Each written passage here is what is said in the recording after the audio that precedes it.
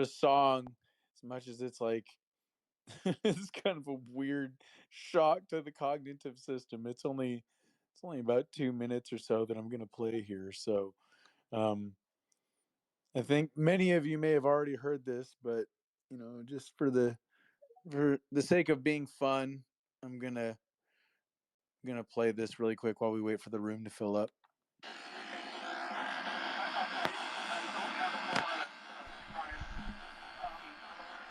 Hey chat, welcome everybody to the stream here. We are going to be doing the space with Jake Chansley tonight. We're going to be talking about advanced technology, suppression, etc. Should be a fun talk. So, welcome everybody.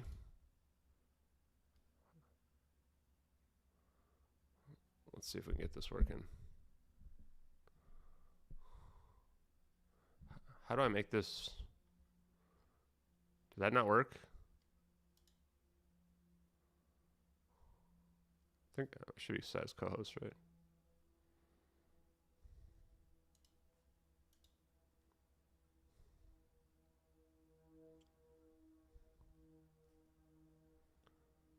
I don't know what he's talking about here. I don't know what this is. Is there a way to change this?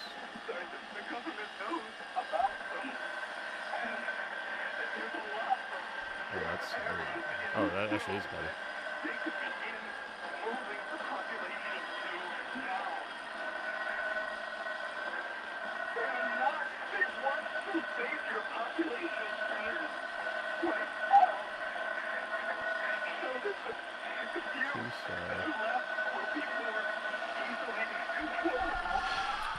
Hey, what's up, everybody?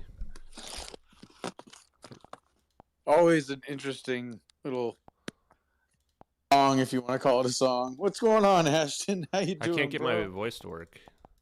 One sec. Hold on, let me rejoin. You got to take yourself off mute there, brother. Yeah, something's wrong. Hold on. All right. Well, hopefully. Let me see if I can get that fixed. My thing's messed up. I'll try to get this fixed here. Oh God, what is this? Hold on.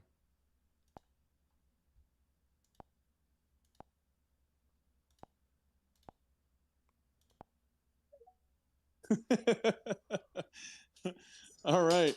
Well, thank you all for your time and attention. Time and attention is the currency of the universe, and I appreciate you spending it and investing it here with myself and with Ashton. Ashton, oh, there you are. Hey, how's it going, bro? I can't get my thing to... Maybe not. Let's try that again. I don't know what's going on here. Hi, Jenny. My requests aren't working. All right. Can you take yourself off mute now there, Ash? Hello? I can't. It's broken. How about you, Jenny? Can you take yourself off mute? Can you guys hear me now? Man, yeah, there we go. So hey, weird. There we go. Okay. Yeah, I'm here. I'm not ignoring you. I'm just my application I'm using here is like all messed up. But yeah, no. Hey, Jake, how's it going, man? Hey, Jenny, how are you guys doing? Doing well. Thanks for having us do this, man. This is always a really interesting conversation, really interesting topic. You have been going down the rabbit hole on a lot of this stuff for a while. What have you found? Anything really interesting? Yeah, I've found a lot. It's been quite the rabbit hole for me in general. So, first, thanks for everybody for being in here right now. I asked Jake if we could do another space because we had one a while back where we dug into like just the history of kind of technology and UFOlogy in general. And this felt like it would be a good follow-up in terms of what type of technology is out there and available. How is it being kept hidden from us? And the reason why I like Jake to help with this is that he's so well versed in the history of everything that's been happening in UFOlogy, and even ancient cultures in terms of how they might have been familiar with technology, some of these technologies that we would consider to be very advanced. And specifically, I'm talking about the idea of like a unification theory of quantum field mechanics, and general relativity, the very large things and the very small things.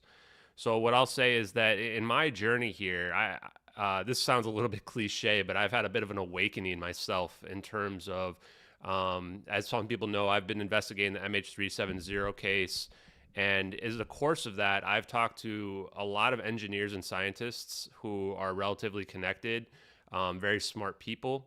And I've come to realize that there actually is technology that's out there in the covert space, if you want to call it the military industrial complex, that is classified, that is consistent with a video that I posted yesterday that Jeremy Corbell was on some or some news station in, I think, Arizona. And he was saying how the types of technology that we're talking about be classified above nuclear weapons. Like, that's how serious the situation is. And that's what I've independently come to conclude and confirm, is that this is the type of stuff where the reason why it's not getting out there is because it's so dangerous, but so life altering for every aspect of our civilization. And that's what I was hoping that Jake and I and a panel of people who want to ask questions, and Jenny can talk about a little bit, because I think there's a pretty important discussion to have around it in terms of what does this type of technology mean? How can it change our civilization? And then what do we do to get the information out there safely? And can we, right? I mean, these are very profound questions. And I think we were also hoping to talk a little bit about, we had some current events happen today. And we had this Russian, or like they're calling it this Russian space situation, where there's some major threat potentially. And that it was reported on, at least right now, that's related to Russia and related to outer space. But we'll dig into that more later. I think that's something that will be interesting to talk about with everyone as well. So thanks, Jake. Do you have any thoughts before we begin?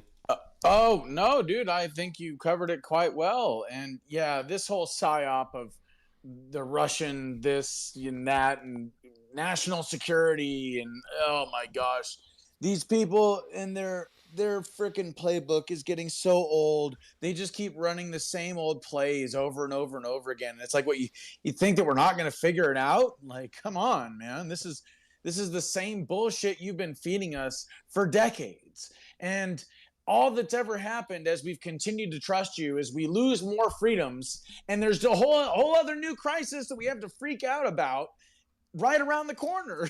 So why are we trusting these people? Why are we trusting proven liars again? What do you think about the nuclear threat? Remember the stories about extraterrestrials shutting down, like, is it Maelstrom in Montana? Or, so if the Russians are thinking of deploying some sort of a nuclear weapon in, supposed space, and I know I've had lots of arguments with whether or not space exists, but I'm not going to have that argument today, hopefully. But what do you think about that? Do you believe that that happened, and do you think that that would happen again? Should we just start in with the current news? I think that might be a good place to start. Actually, it's kind of fun. Sure. So Well, I'll go say ahead. I'll say right now, Ash, if you don't mind, to answer her question, most, if not all, governments on the planet have come to conclude that an all-out nuclear arms exchange would be bad for everybody. However, it is a great way to scare the ever-loving shit out of everybody and keep them in fear over, oh my God, it all could end in a big bright flash and everybody's screwed. So, like, they tried this months and months ago. They tried it while I was in prison. They were all over the TV. World War III, nuclear exchange. Putin's going to launch nukes. Blah blah blah blah blah. Give me a break. It's so old, and it's all about keeping people in fear. And so, if COVID 1984 isn't working to keep people in fear, if you know monkeypox isn't working, if the idea of the I love war it. in Ukraine is becoming very unpopular, or the war in Israel is becoming very unpopular, they need to ramp it up in order to gain some sort of, like, oh, we're all on the same page kind of thing. What do you think, Ash? First of all, they really need to rebrand monkeypox. You just can't take something that you call monkeypox seriously enough. I think they tried, but it was too absurd, man. But no, I agree with you. And actually, feeds directly into what I wanted to say about it. I think that the narrative that I'm hearing right now, and this may be like really fresh, so if I'm a little bit off, let me know, is that supposedly Russia's trying to put nukes in outer space to shoot down satellites. Now, what I want to say here is we got to That's learn. fucking retarded. We got to learn to think critically here, guys. Like, I know that everybody just goes, I feel like I'm a little bit afraid I'm going to have another jetpack situation here where people are breathing down my throats about how there's people flying around in jetpacks at 3,000 feet. Um, there's no reason to use a nuke to shoot down a satellite. It's completely absurd. You would just use some other type of like electromagnetic weapon to destroy the satellites. You don't need to shoot a Yeah, nuke like at they it in outer did space. with your plane. Why don't you just put that up there and disappear it? Yeah, I mean, there's a lot of other ways to do it, and I'm not even sure. Like, do weapons of mass destruction even work that way in outer space? I'm not 100% sure. Maybe someone can dig into that for me, as well as I feel like if we did shoot down a satellite in outer space. Now, first of all, keep in mind the geostationary satellites are 40,000 kilometers away, so they're very, very far away. In fact, there's an asteroid in 2029 that's going to come closer than the geostationary satellites are to us, Apophis. You can look it up. And then the low Earth orbit ones are only 1,100 kilometers away, so very, very low, 40 times lower. If you were to shoot a nuke at a low Earth orbit satellite, I feel like the fallout would be very, very dangerous to the planet. And then to your point, yes, I think that nukes have always been used as this threat, even going back to the Cuban Missile Crisis, right? That they want us afraid that there's going to be this thing that's going to be happening that's going to, just wipe us out in an instant. And that really distracts us, in my opinion, from what our topic here is the advanced technology. Because if they are taking out satellites, they're using something way more sophisticated than just shoot a nuke at it, big boom, go big, and blow up all the satellites. So that's kind of my opinion regarding it. I think that it's a good lesson in terms of us thinking critically about the information that we're being fed and putting it through a lens of common sense out there. Now, I do Well, think. really Oh, quick, yeah, jump on Ash, in. and Yep. just one sentence. I have to say this. And what you're saying about launching one of these nukes into space to hit a satellite, that would end up affecting a bunch of satellites within the vicinity because of the EMP. So this notion of shooting down a satellite with a nuclear weapon is ludicrous. But it just goes to show how easily the public is baited into bullshit. And that's all I wanted to say. No, 100%, man. And that's it too, right? It's like, what's the dumbest thing that we can come up with? And when they start saying that, it's like, I often think to the Joe Rogan line where he was mentioning on one of these podcasts, maybe it was David Grush, where he's like, the moment they tell me that aliens are real, now I'm going to stop thinking that they're real, right? It's like, okay. And in this case, I don't like to say everything's a distraction from something else, but when there is likely something, right, that is, this story didn't come out of nowhere, but then the question is, how are they framing it, right? So what's the real underlying truth that's going on here? Maybe it is about Russia, but I highly, highly doubt it's about them putting nukes in outer space and taking out other satellites, right? So what is the information that they are protecting? And that's kind of what the topic of today's conversation is, right? Is that I know without any doubt that there is advanced technology that's being kept hidden from us. Can I prove it right now? No, but that's okay. We can still talk about it. And then the question is, how are they hiding it, right? And they hide it the same way as they hide this. Let's just say that there is some kind of advanced technology. Let's say that Russia has figured out, finally they've caught up in the last 10 years, and now they've got their own orbs that can disappear planes and stuff like that, right? That would be a major threat. And I'm just speaking speculatively, right? But let's just say they've got some advanced technologies, even more dangerous than when Putin's talking about hypersonic missiles, right? If they have that, they don't want the public to know about that, because if it gets revealed that Putin has something that's more powerful than that, then the public's immediately going to think, well, what do we have, right? I didn't know we had something that's that crazy, right? And we probably have something that's more than Russia. So instead, they put out this narrative of, oh, well, it's space nukes that we're shooting, right? And that gets us distracted from the real topic, which is advanced technology that we don't know about. One of the fellows you were on a podcast with recently brought up perhaps some sort of a sentient entity, which is in plasma and the activities of plasma. I found that kind of interesting. That fellow, towards one of the end of the podcast, he brought up that question. So there is, we're delving into a whole new type of science that we know we've had access to. I mean, Jake's brought up the patents that Trump. I know that these are patents that may seem like that they're individual, but once you start to put all the technology together from all the places that it's been buried, then you begin to see another clear picture of what's possible. Yeah, and so I posted a video too, that was a weird thing, because this plasma idea that plasma can be sentient, I had kind of shrugged that off back in, I want to say it was early November. I was talking to Salvatore Pais, who is the one who's got these patents for these what you would call UFO technology, but it's really just like anti-gravity technology and transmedium craft technology. And he had actually said something about that, and he quoted or name dropped Joseph P. Farrell. And then all of a sudden now, in early 2024, you had people. There was a paper that came out about it. Is plasma could plasma be sentient? And that's why I posted that video. I think it was earlier today or last night, where I was just like, huh, maybe I've got to open my mind a little bit up to that. But in my mind, I'm trying to keep it very grounded, in terms of I want to really just dig into the tech. I try to avoid a lot of like sacred geometry type stuff as well, even though I think it absolutely could be correct. I think that there are basic geometric shapes that are what enable this type of technology, specifically toroids. But in the end of the day, it doesn't matter if everything's connected, it just matters how you can prove that it works, right? So this kind of leads into the first question I want to ask Jake and Jenny, which I think is probably the most basic and important question is, what is disclosure to you guys, right? To you guys, is it finding out that there's other life out there? Is it finding out that we can fly amongst the stars? Is it finding out that there's technology that can change the world? Is it something more profound? Go ahead.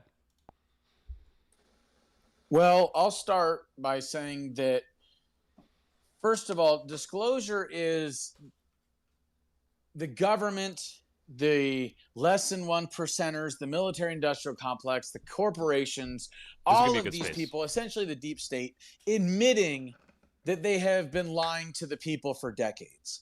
That is step number one. The military industrial complex is, ever since like World War II, they have been advancing anywhere from 7 to 10 years ahead of the general public per year. 7 to 10 years ahead of the general public in advancements of technology per year since World War II.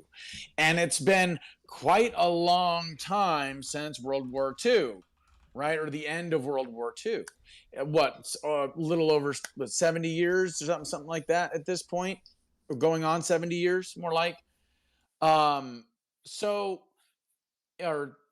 Anyway, case in point,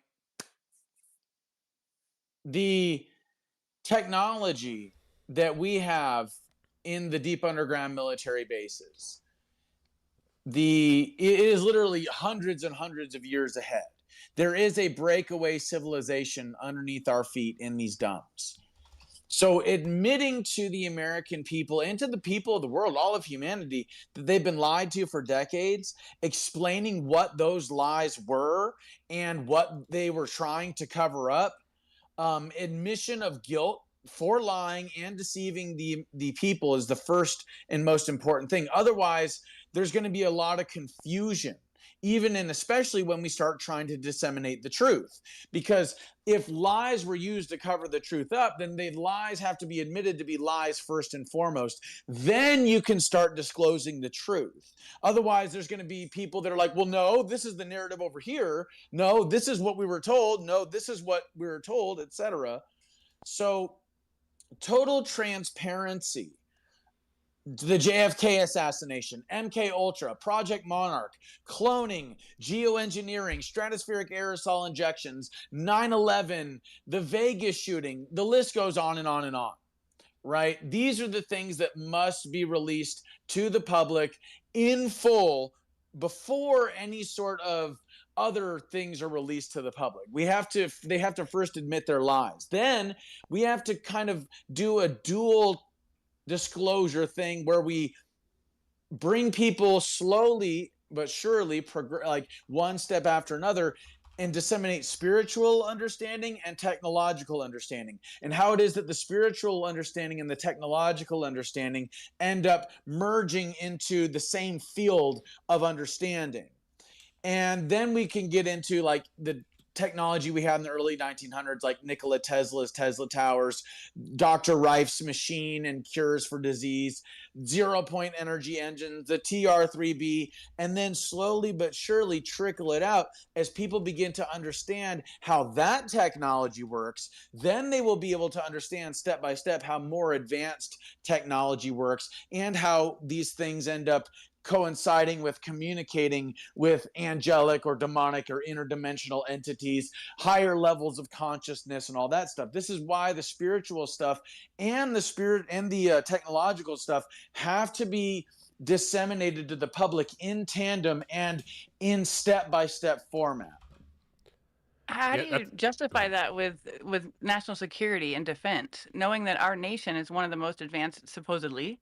Then our assumptions that that type of a release would be safe. We still have countries that would happily behead us, in gross maneuvers. So I think that sometimes there's a very weird aspect we have to look at, as there are countries and there are people who are still, money hungry and greed, including us, right? But that will nefarious. So how do we release and give transparency knowing we have active people that want bad things to occur? Yeah, and Jenny, you just got to one of my later questions that I wanted to get to because I mean that's a whole topic, right? Is how do you disclose this safely? So as much I want to talk about that, but I want to kind of first do a follow up of what Jake was saying, and then ask your opinion as well, Jenny.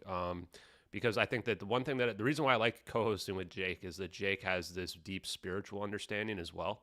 And one thing I realize about the technology is it does get to a point where the lines start to blur between technology and spirituality and what these kinds of things can mean, especially when we talk about stuff like could plasma be alive, right?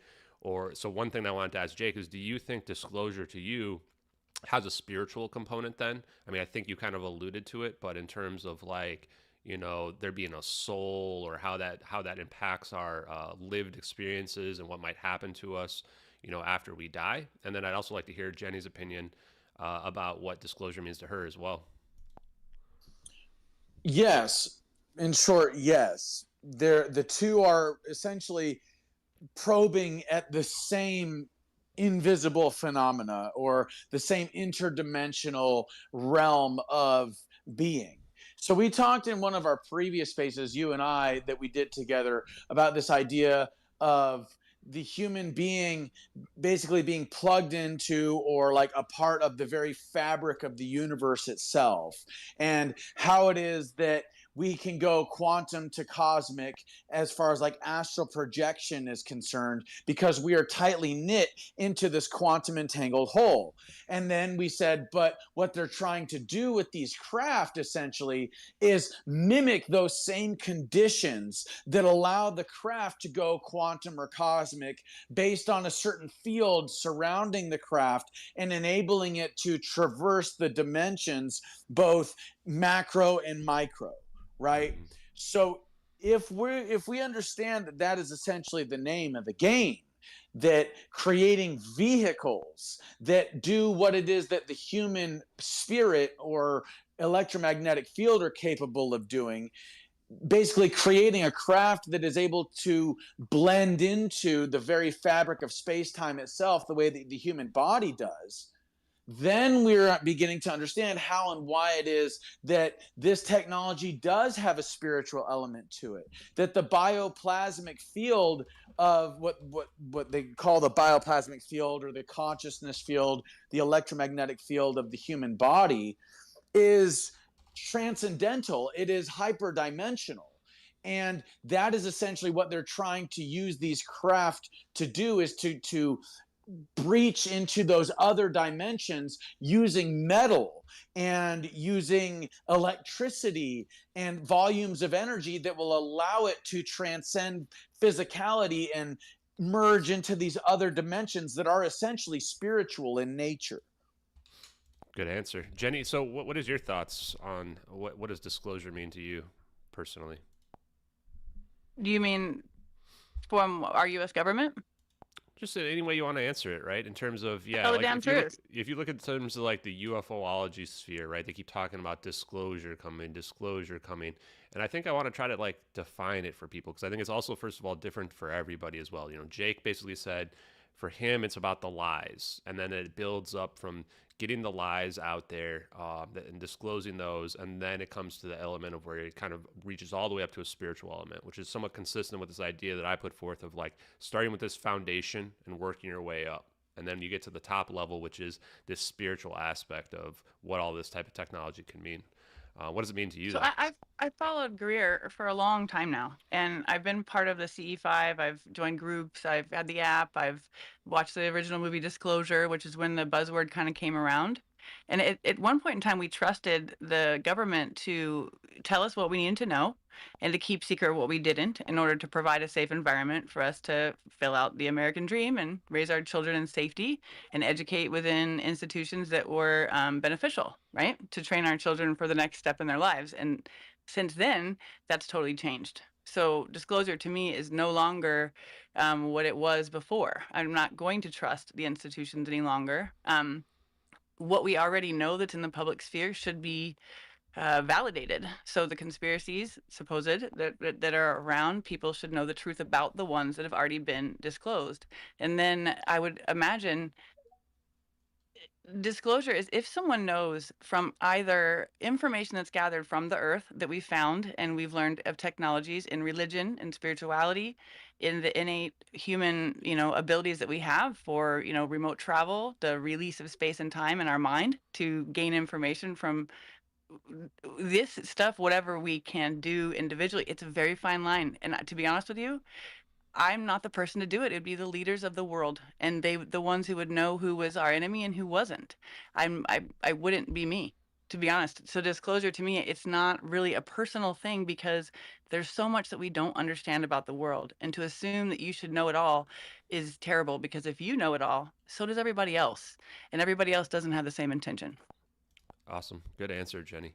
Yeah, from that perspective, I think it may be difficult because we have to, I think, not think of the world in black and white, right? We have to start thinking about it in terms of shades of gray.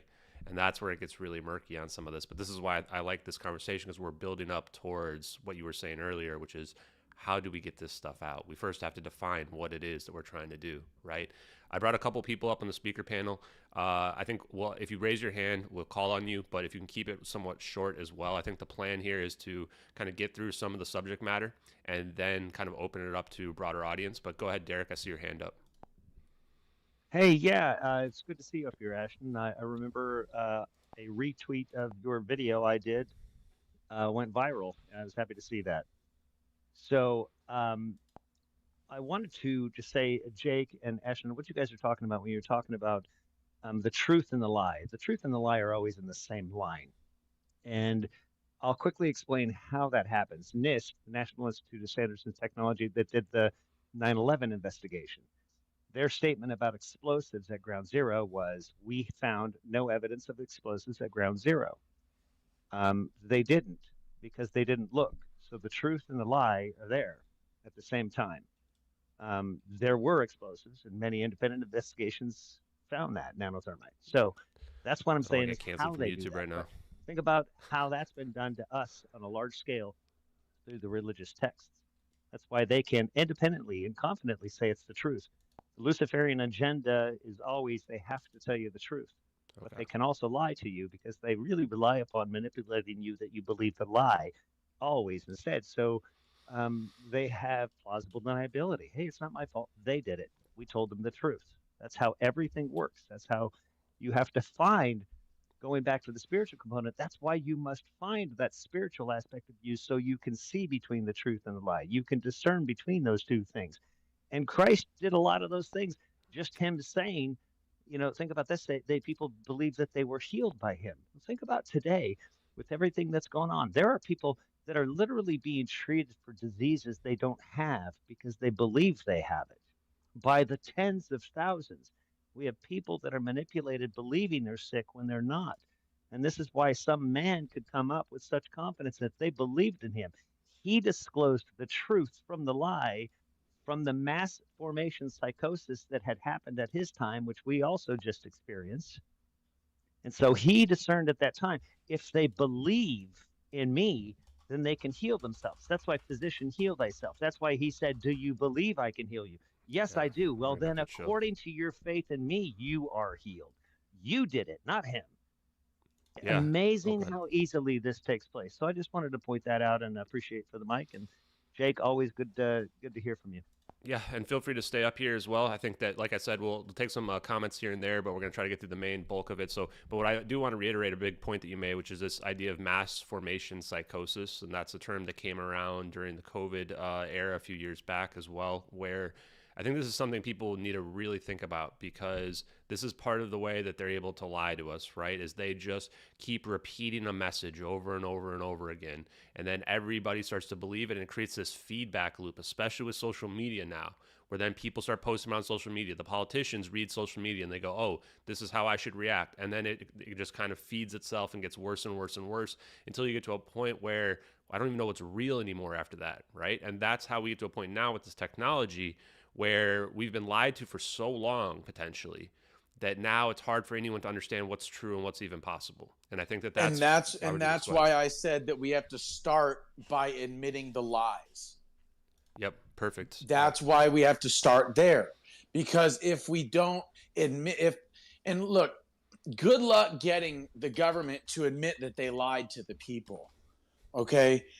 What Jenny was saying earlier was actually kind of true, though, about like, we are depending, like, she thought that there was going to be a time when the government was going to come forward and admit and tell us what we needed to know. We now know that waiting for that to happen is not a good idea, that we're going to be waiting a very, very long time, because we're essentially asking the government to give up their power. Knowledge and the application of knowledge is power. And these people have been keeping the masses in a collective subjective universe, or collective subjective universes, that are in many ways at war with one another, all the while less than 1% of the population knows and understands a collective objective universe. They understand reality as it exists for itself, and how it is that it can essentially be hacked either through human consciousness or through technology.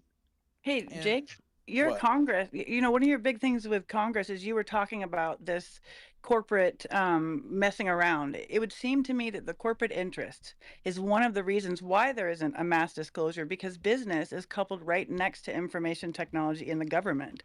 So, the 50% classification materials, since Fauci started making money on, different medication patents within the NIH and within the CDC with these private agencies or independent agencies, that's when it got meddled, is because then it was financial interest at a public level, right? Like, you talk about moving money from government to private entities. That's kind of something that you could make a difference in Congress, perhaps. Perhaps, absolutely. Whether or not that is going to take place, I mean, I really don't know. There's actually been, like, and this is totally going off subject, but there's been a lot of people that have had a lot of trouble getting the signatures necessary to even get on the ballot. And they just recently moved the date of the primary up a week. So all of the signatures that people had gotten, they said that they're going to count them. But if they continue down like the same digital signature route with the primary date as of the week later, as opposed to a week earlier, then those signatures are not going to count. They're just screwing with everything. They're trying to make it difficult. I think they're trying to make it to where certain people don't get in office. It really, anyway, case in point, what we are talking about here is, first of all, over half of the government's documents are classified. I don't know if you guys are aware of that, but over half of our government's documentation is classified. That means there is no transparency whatsoever. And that is part of the problem. Now, I understand what Jenny is saying about how, like, well, there are entities around the world that would seek to exploit vulnerable information, or seek to exploit vulnerabilities based on the revealing of information, etc. I understand that. However, one thing that's also important to note here is that when we're talking about the corruption that's in the United States, we're not just talking about corruption in the United States, you guys. We're talking about global corruption here. Okay, we're talking about a massive military industrial complex, soulless machine that spans the entirety of the globe. And it is they that are the ones keeping this technology from the masses. The breakaway civilization that is underneath our feet is not just local to the United States of America. It is all over the world. And because it's all over the world, we are talking about literally a global empire that we are up against, and that is keeping this information from the public. And we're not just talking public in the United States, we're talking about it on a global scale. So when we talk about nefarious international entities that would seek to exploit this information, their governments, whether it be China or Russia or it be Ukraine or the UK, Australia, whatever, Brazil, their governments are just as much a puppet government as the Biden administration is a puppet government right now.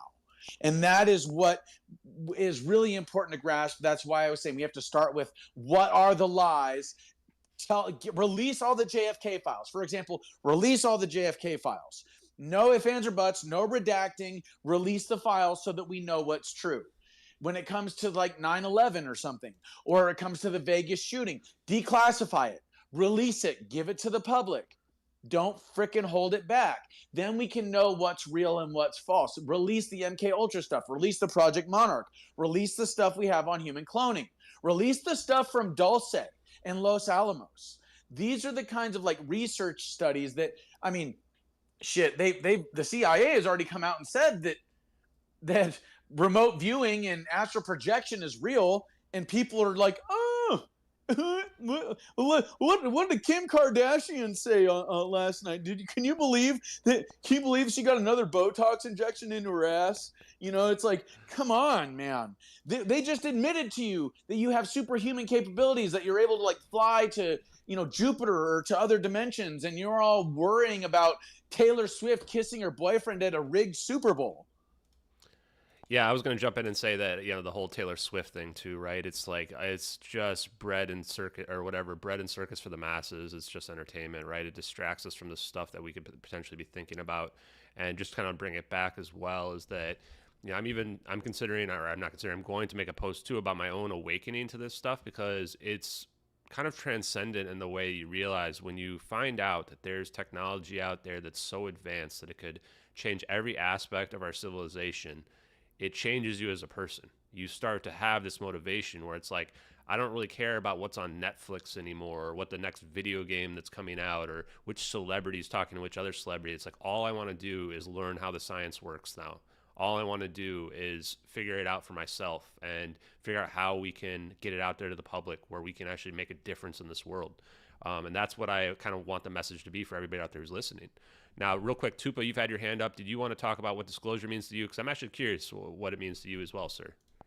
Oh, yeah, this is kind of awkward. I was going to give you guys a Taylor Swift update, just in case anybody, you know. Yeah, disclosure is a super interesting thing. You guys are talking about some interesting stuff, and I could go on for a long time about what I think disclosure is and means, but I can't tell you how in line I am with Jake about his views on what's going on. Like, what exactly is going on, from the Rosicrucian spiritual aspect to, you know, the actual like documents that we have and that we're following. As you know, I've been trying to look through some of these, even the remote viewing ones, from like remote viewing Mars to just what remote viewing is. But you sparked on something I think that's a little bit more tangible, maybe more relatable too, and more scientific to a degree, which is the plasma thing.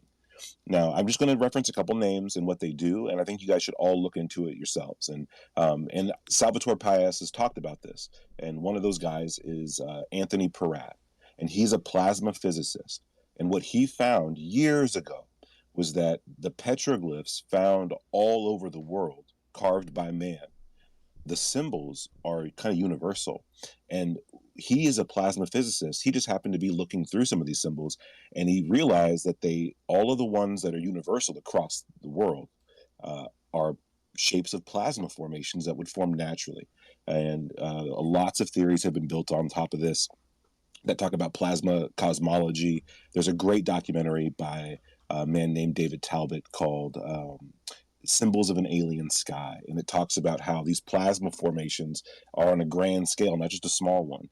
Just like how like a static spark shock from when you like rub your foot on the carpet and go to touch somebody, it looks just like a tiny little electrical, like a lightning bolt, because those formations are kind of fractal based, so they enlarge almost directly in the same way. So it's a very interesting aspect. Look that up. And he kept bringing it up with other physicists on podcasts, and I just thought that was really interesting, because it's so direct. like he created these plasma forms in his lab, and then you can go around to these petroglyphs and see the same shape. So yeah, the theory is that these things might not only be alive, but might also be, you know, parts of our history that we can kind of look back on and see this is where humans maybe developed the idea of symbols and these letters in the first place. But yeah, just an idea. Check it out. Dude, really quick, if you don't mind, Ashton. Go for it. It's so interesting you say that, because when I was meditating in the wilderness, I got this download that basically said exactly what you were saying, that the reason why we're seeing these certain symbols all around the world carved into stone or what have you, petroglyphs, is that they were seeing something that was in the very fabric of space-time itself. And for example, what some people now call the swastika was actually for thousands of years a symbol for peace. And so it made me go like, well, why was this thing all over the world? And this is where I got this download of like, dude, that is like a symbol that is etched into the very fabric of space-time itself. And if a civilization or if a vortex, an ecosystem is at peace, then this symbol can end up being like in the ecosystem on like a plasmic or spiritual level.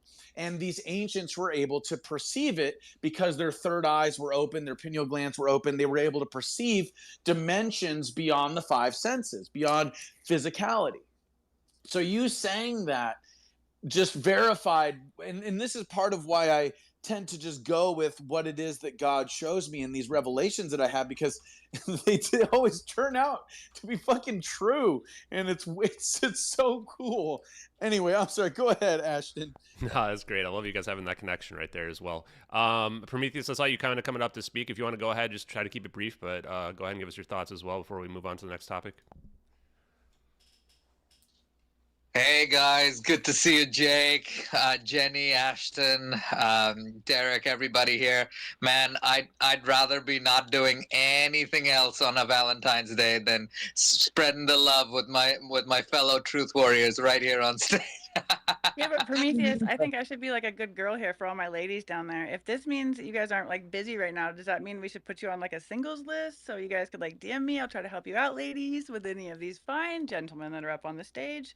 They're perhaps maybe all free for interviews. How do we do this? Yeah, Jenny, that'd be great. But going back to our topic. There's two halves of every day. Yeah, well, look, you know, love is the answer, folks. This is how we defeat these idiots. Guys, in a few days, I'm going to be launching an e-store where you will be able to purchase a free energy device that my team and I have developed.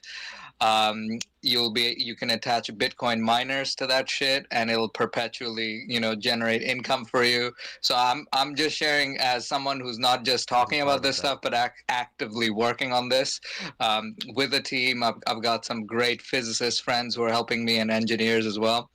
But generally speaking, folks, like everything Jake and Ashton and Jenny like have been covering, this is very real. There are breakaway civilizations. They have seriously advanced tech, and they look at us infighting over stupid shit, and they're just like, what the fuck?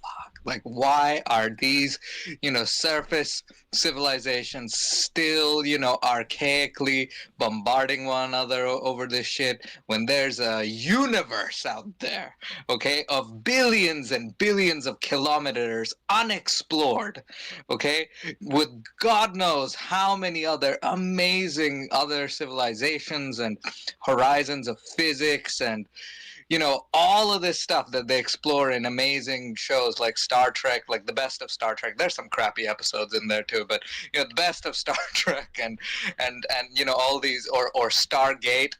That's soft disclosure, folks. There are definitely Stargates in our you know in our midst. They found one, I believe, in Iraq and a bunch of other places, but clearly, you know, space and time, that shit can be folded like a paper, all right. And we can we can technically move from one end of the galaxy to the other for anybody who can, figure out the high tech quantum physics behind it. But put very simply, folks, like, we're at the kiddie end of the pool, okay? Like the advanced civilizations and the enlightened ones, they're looking at us as like, okay, they haven't yet escaped the playpen just yet, okay? Let's let's make sure they evolve out of this whole, destroy each other with nuclear weapons and, nanotechnology and everything else kind of mindset. And once they evolve just a little bit, maybe we'll let them come play with the big boys. All right. So that's just where we're at. At least that's how I see it at this point. Jake, I don't know. What do you think, bro?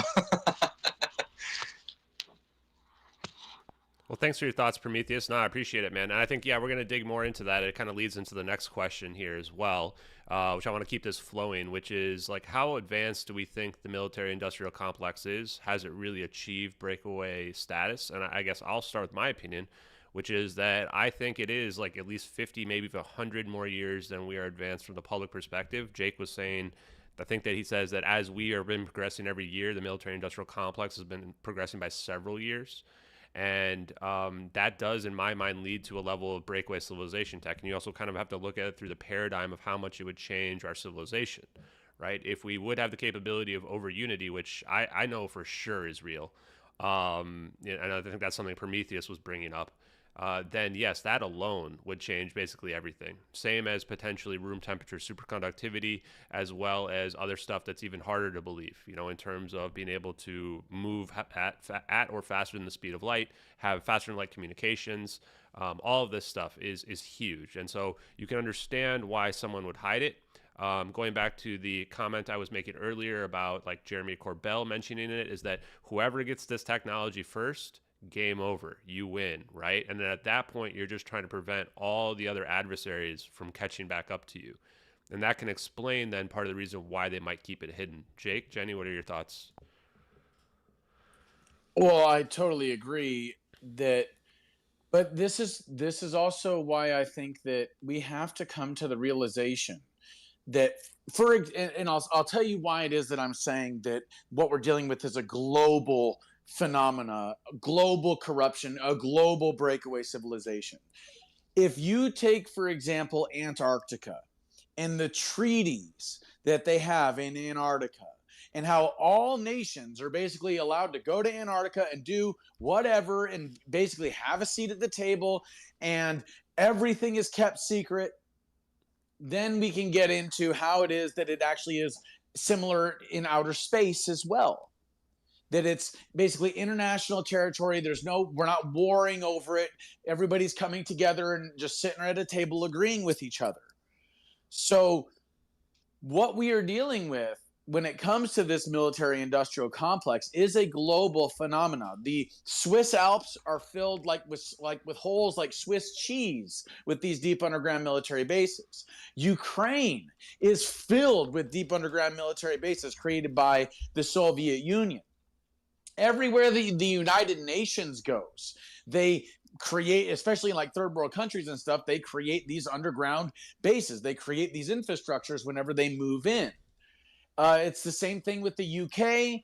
It's the same thing with the United States, with Canada, with Mexico. Everywhere that we have expanded, the Middle East, everywhere that we've expanded, there are these bases, and they all interconnect with one another. So I did the math, and so I was incorrect. So from 1945 until now, it's 79 years. I'm not very good with math off the top of my head. So 79 years. Now, if we do the math and we say that every year since 1945, the military-industrial complex has progressed 10 years ahead of what's on the surface, then that means they are currently over 790 or so years ahead of what we're at here on the surface. The government had the... What's that? You'd make it cumulative? Like it'd be 10 years per every year? Yes. Not just 10 years ahead each time. No, so like they would advance 10 years ahead of what's on the surface. But how long have they had AI? And how many pieces of tech have they gotten from I know, and that's what I was going to get at, was that in the 1960s, they had the internet, they had cell phones, they had computers. So these things are just making their way to the public in what, late 80s, early 90s?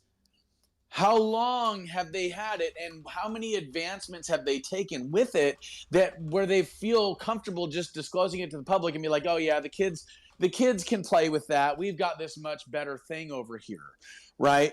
And yeah, AI falls into that category as well. That if they're allowing us to experiment with things like Grok or Chat GPT or what have you, then what other kind of tools do they have in the dumps? What other kind of AI is there? And this also goes to things like cloning, goes to things like transhumanism and like cyborgs and things of that nature.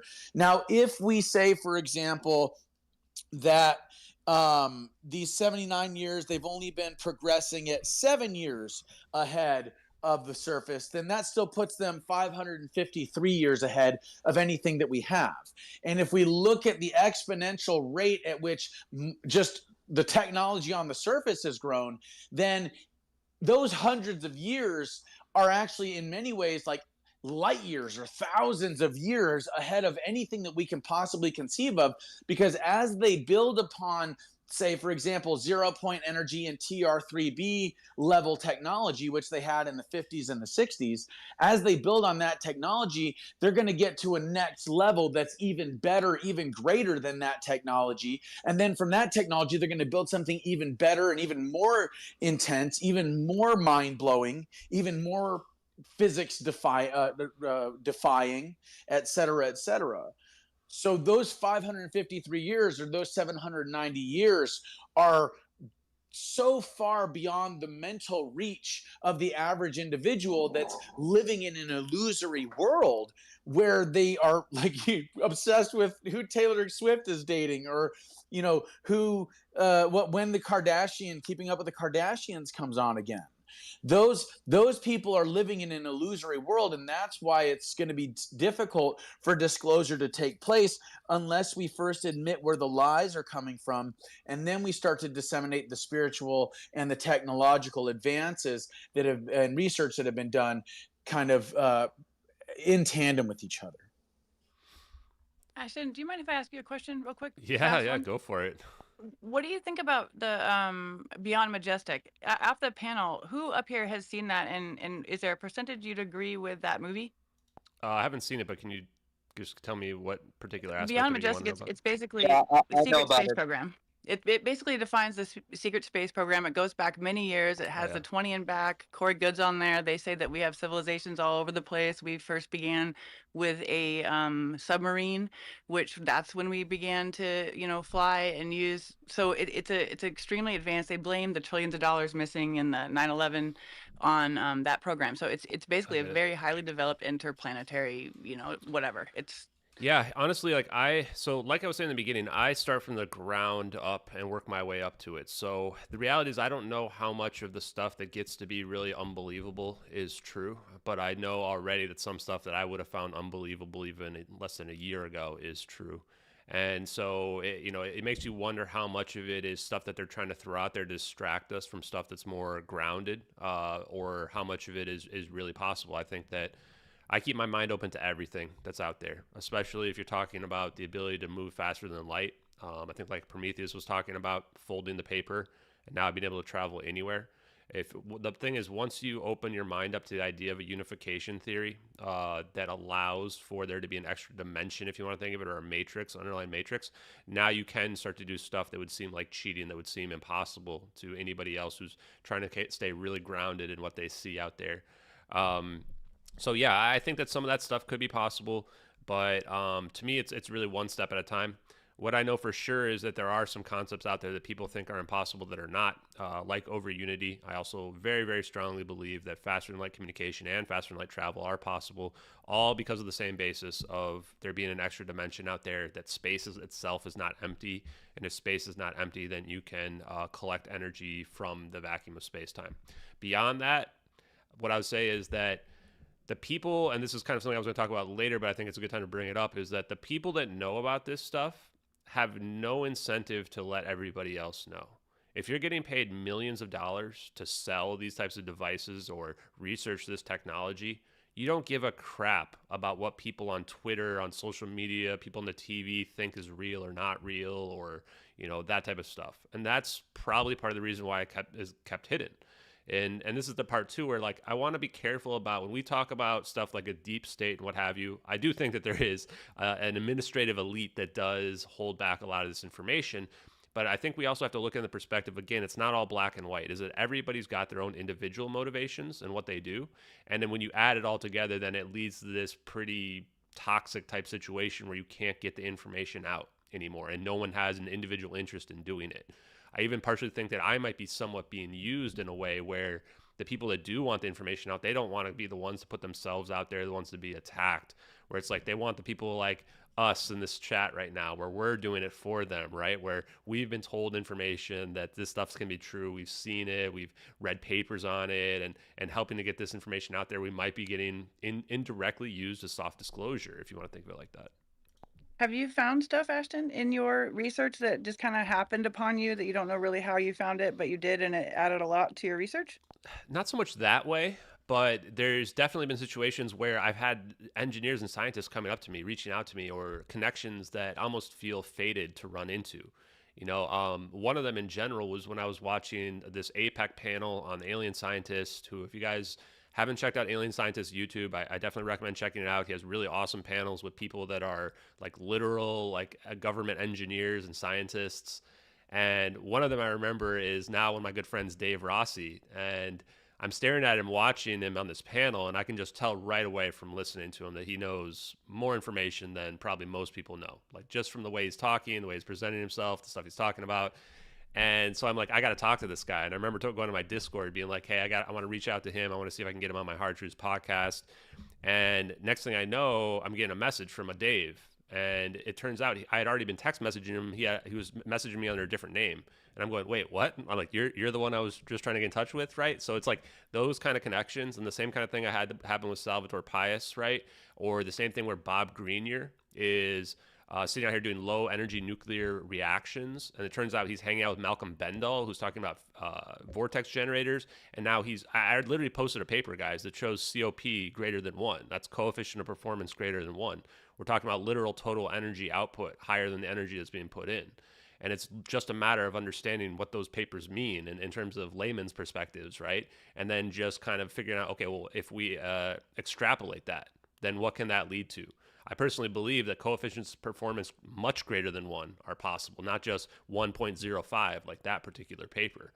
And that will change everything. So, yeah, does that answer your question, Jenny? It does. I appreciate it. Awesome. So then I think the next question logically is we're kind of building up here towards an end goal of how do we get this information out? But the next question I think we have to tackle is, what are the implications of this technology? Do you believe that this type of advanced technology can lead to weapons of mass destruction? I think we need even a better term, because when you think of WMDs, you think of nukes. And we're not talking about nukes anymore. We're talking about weapons that make nukes look like little child's toys that they're throwing around, right? We're talking about weapons that can destroy entire planets, can potentially destroy a sun, can potentially create a big bang. Like, that's the scale we need to be thinking of. I think even Prometheus was talking earlier about if there are hypothetically other beings out there and they have been around, their civilizations have been around for hundreds of thousands or millions of years, then we are literally ants to them. And even with this type of rudimentary forms of these technologies, where we could even, let's say, teleport an airplane, that's nothing compared to what they can do, because they've already got it scaled up to a degree where they might be able to take out our whole solar system, right? So that's the type of thing where, to me, I think that this technology absolutely leads to that. And I think I've gotten quotes from basically every UFOologist out there that I don't know if they even themselves realize the implications of what they're saying, but that this is why this type of technology would be classified higher than nuclear weapons, the highest possible level. What are your thoughts, Jake and Jenny? Well, I'll start by saying the answer is an emphatic yes. These things can be used and weaponized to do incredible amounts of harm. This is why I was saying that in order for this technology to be released to the public, we also have to release it in tandem with spiritual understanding and spiritual knowledge. Because not only do the two coincide with one another, but it's like what Musk said about if you want to play with big toys, you have to be a big boy. We need to mature spiritually before this kind of technology makes its way into our hands as individuals and as a collective. We are still territorial primates with thermonuclear arsenals that are attempting to use fear as a means of uh, pushing in everybody's face this idea of, oh, nuclear war, Putin this, Putin war criminal that, we have to go to war in Ukraine, we have to go to war in Israel, war, right? So that kind of mentality, that childlike mentality with weapons that could destroy moons or planets or stars, it's like giving a group of children that enjoy playing with fire a book of matches in a really dry old home and saying, have fun, kids, we'll see you later. Eventually that house is going to get burned down and the kids with it.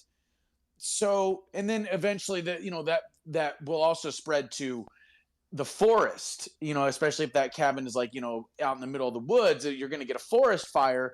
And something that started out as that could have been totally prevented if you just didn't give the kids the matches, or if you had at least educated them and before you had given them matches, like, for example, and I'll kind of, I'm not trying to get too far away here, but this is a great example of the kind of level of understanding that we have to create in order for this technology to be released. My grandparents, when they caught my uncles as kids playing with matches, my mom and my dad actually did the same thing to my brothers, from what I remember. When they caught them playing with fire and they caught them playing with matches, they forced them to light a match and to hold the match in their fingers until the fire made its way all the way down to their fingertips, and then they got burned. It wasn't like they, beyond that, they got burned. They had dropped the match, and then they put the match out, and they understood, no, fire's not a toy. It can hurt you. It can hurt you really, really badly. Don't play with matches. Don't play with fire. Not a good idea. So that's what the kind of just saying. Go on, bro. well, so when we talk about this kind of technology, it also has the capacity to create. It has the capacity to heal.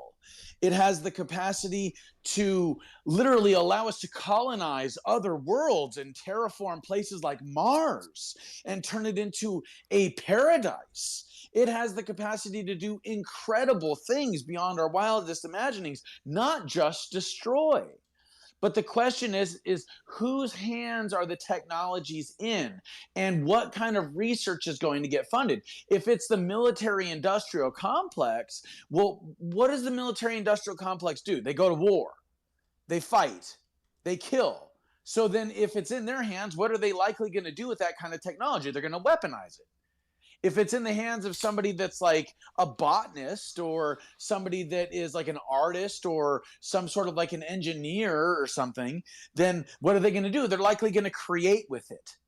They're going to do something with it that has long-term ramifications, that will be creative in nature, that will be an addition to the human culture and species as opposed to a destruction of it. And so I think that is really what it comes down to, is whose hands are these technologies in? And currently the technology is in the hands of the military-industrial complex, of less than 1% of the population, who seeks to have this depopulation agenda. They believe in eugenics, they believe in transhumanism, and this notion that human beings are these like stinky meat sacks or something. So that we got to get this stuff out of their hands, and the only way to do that is for us as individuals to kind of, it's like a do-it-yourself disclosure. We have to do the research. We have to talk to people like Salvador Payas. We have to do the research. We have to look into people like David Adair. Are you familiar with David Adair, Ashton? No, I'm not, but I can. Oh, dude, you will love David Adair. This guy built rockets out of his own backyard when he was like 16, 17 years old. And they brought him into the military industrial complex space program when he was a kid in like the 60s or the 70s. And this guy's a genius. You'll love his work. David Adair.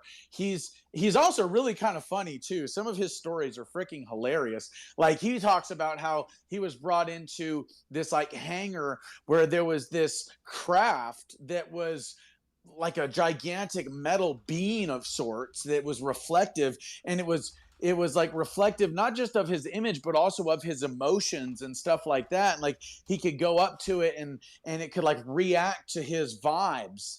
And one of the things that he said, I think it was to one of the military people that was taking him through the base, he said something like, that's not one of yours, is it?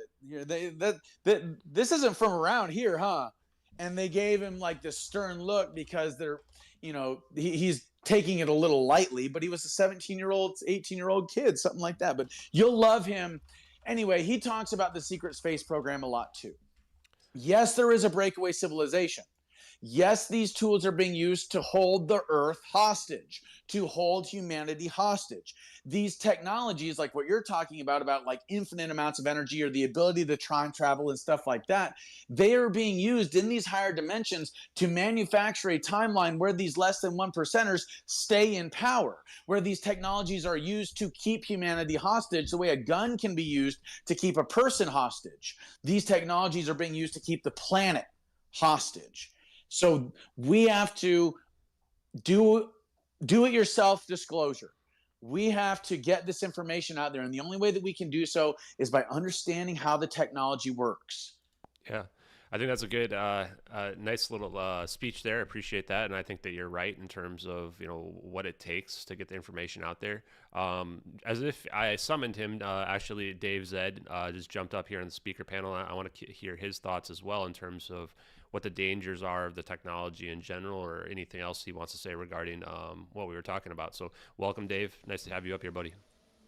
Thank you, Ashton. Thank everybody for being here. This is great, and yeah, the timing was actually quite ideal. Forgive me if there's any background noise, but to be honest, there's not much that I can really add to what Jake is saying, because to a large degree, Jake, sorry, I know we don't know each other, but I very much strongly agree with what you're saying.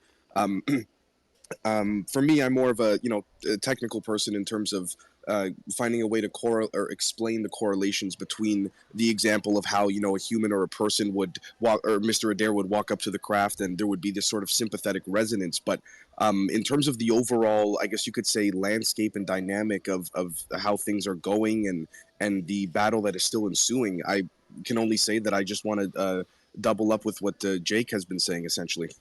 Yeah, do you think this technology could lead to, doomsday weapons? Is what I guess I call them. It's higher than mass destruction. Is that a fear? Yeah, it would be what we'd call dual use technology, like a hammer, right? You can use it to fix something or hit someone on the head with it. So it's the same thing. We can either use it to heal, if scaled up in various regards, with whether it's lasers, plasma, Bose-Einstein condensates, etc. It can also be used for propulsion transportation. But for example, if you build a propulsion thruster, a prototype, and please let me preface this by saying that what I'm about to say here does not mean that I believe this should stay hidden or stay suppressed.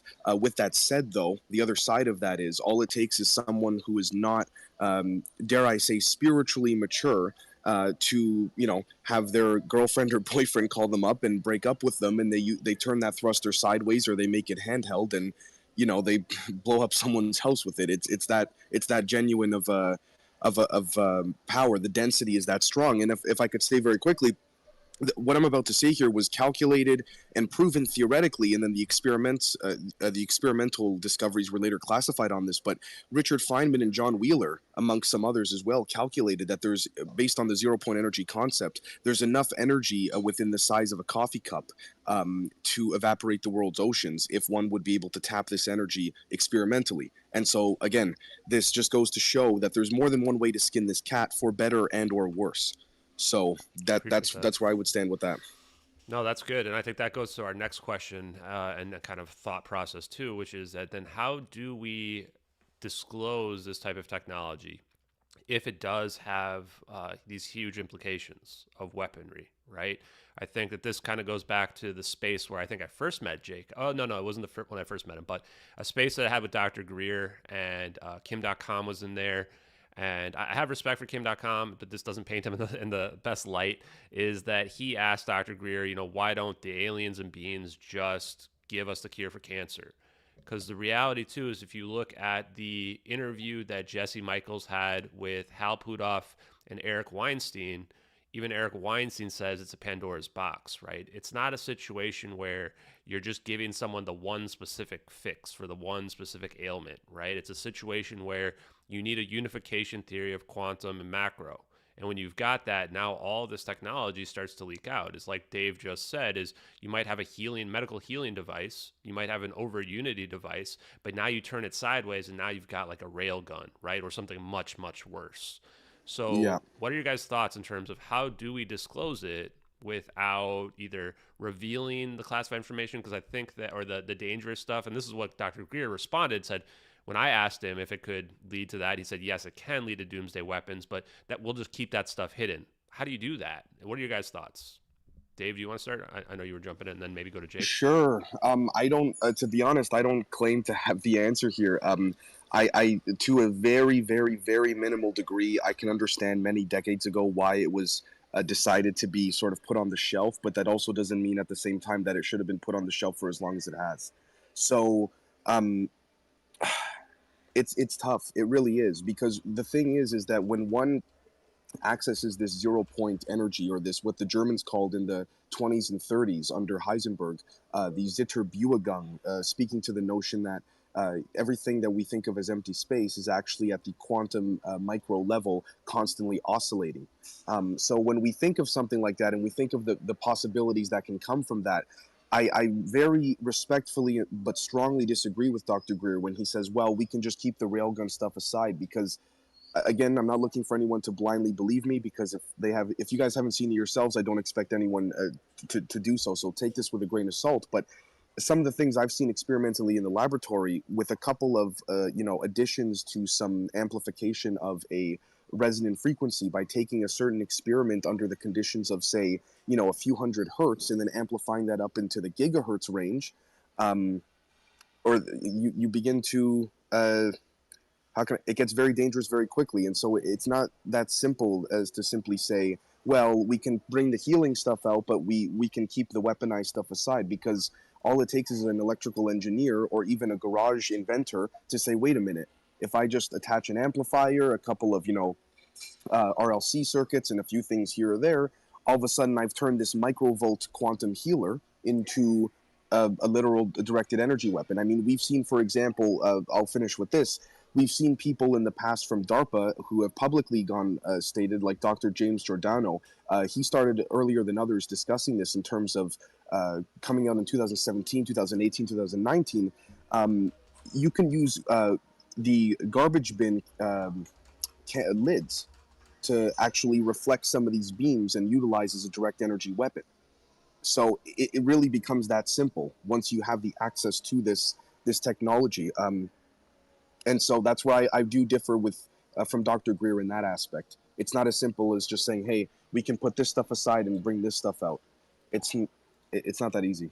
Yeah, and I think that the thing that I don't know if other people are thinking it, but I'm thinking it is like, man, how do you prevent a mad scientist, right? Is the moment you open this up, like the problem is that it doesn't take an army in order to deploy this type of stuff, and especially if we think back in the early 2010s when we had terrorist organizations and literally, Islamic State that was beheading people, and it wouldn't necessarily be them, but it could be any nefarious actor, right? You open the door up, and it's like, how do you then stop that? It almost seems like this could be the logical reason for why you might have this military-industrial complex, this covert elite that is potentially hiding it. Jake or Jenny, what are you guys' thoughts? Do you mind if real quick, I just want to put in something from philosophy here and make sure we're looking at this appropriately. If we design a progression in a regressive state, then your final result is going to reflect that. Meaning, if you look at technology and you direct it in the form of what you fear, you're actually predetermining a path that the technology itself will take based on fear.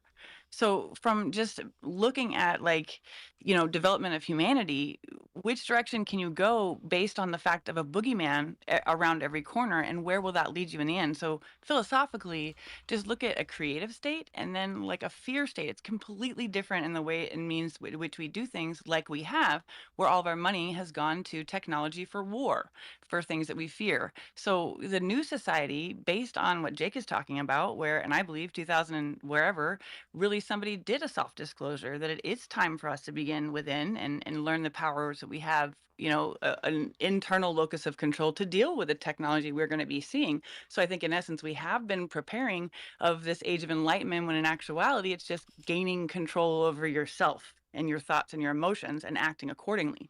So, these are really important things to look at, but the end of the road and how we progress is important. Yeah, what I'm hearing there is like almost reaching a spiritual enlightenment. Like I call it raising our collective conscious to a point where like we don't feel like we're going to destroy ourselves, and that we realize like what's important and what's not important, you know? And that's something that I worry about, because if that's true, I don't know that we're necessarily close to that. Jake, what are your thoughts, man? Well, one thing I think that we're kind of failing to realize here is that we're talking about creating technologies, right, based on tapping into the fundamental laws of physics and then weaponizing them, right? We can obviously do the same thing when it comes to healing.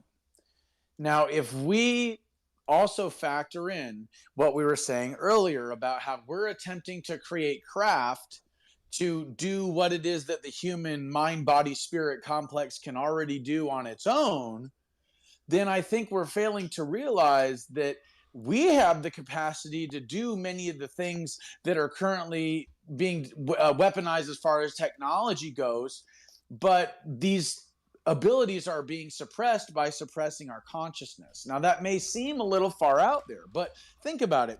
If we have the capacity to astral project or remote view the ring around Jupiter, then what else can we do? Is it possible to use the sun to create a solar flare that targets satellites? Is it possible to do some sort of emit some sort of frequency that causes an earthquake? Is it possible to do what shamans have done for thousands of years and bring a rainstorm and lightning and thunder? You see? And so the question then becomes not so much how do we disclose this information, or how do we disclose this technology, but more so, how do we disclose the information itself so that it is packaged in a way to where people don't want to use it to destroy. They would much rather use it to create themselves into this incredible being and achieve all they possibly can to reach the height and the level of human accomplishment and achievement. That is how it is that we need to package this information. Not so much that people want to use it to destroy. Now, here's something that a lot of people don't quite realize, I think, is that yes, this technology can be used to do X, Y, and Z, and that could be destructive. But in order to do that, you need to get your hands on the hardware to make it possible. And so having a limit on the kind of hardware that would make such a device possible is one element that could stop something like that from happening. Also, it's also important to note here, you guys, that like, the kind of psychopaths that we're talking about, or that we're worried about having access to this kind of weaponry, guess what? They already got it. You know what I'm saying? Like, they're working in the government. Hey, hold on a second here. What it is that they want to keep their technology weaponized and keep the capacity for it to heal or to positively influence agriculture or to start mining asteroid fields, etc. They want to keep that technology from us. It has nothing to do with the weaponry. They've already made it. Yeah. And they're the psychopaths that we're talking about that we should all be worried about. They've already gotten there. What they want to do is keep the technology to themselves so that it can be used and weaponized to hold Earth and humanity hostage, to keep us in a prison, basically. and not allow us to not just reach a technological state of evolution, but, and this is really important, a spiritual state of evolution as well, because we can do incredible things that they are trying, because their spirituality is handicapped. They are trying to use technology to get to a certain level of development that we can get to spiritually. Yeah, if I could jump in there too, I would say that for my own kind of awakening, I guess I like that word, regarding this, I used to be somebody that started off as I was raised religious. I was an atheist in college. I became agnostic. And from just this undergoing and in the last few years, understanding the capabilities of science, have again now looped back around and becoming more spiritual, where you look at the science and you go, oh, wow, if there's an extra dimension, like this has profound impacts to the idea of there being a construct, the idea of what life means and what happens after you die and all of this stuff as well. And it really awakens you up to the stuff that's really important. To your degree, Jake, one thing I want to say is this is why I support you for Congress, is that you have great ideas on some of this. The question of how do we stop ourselves from destroying ourselves with this type of technology is not an easy one to answer.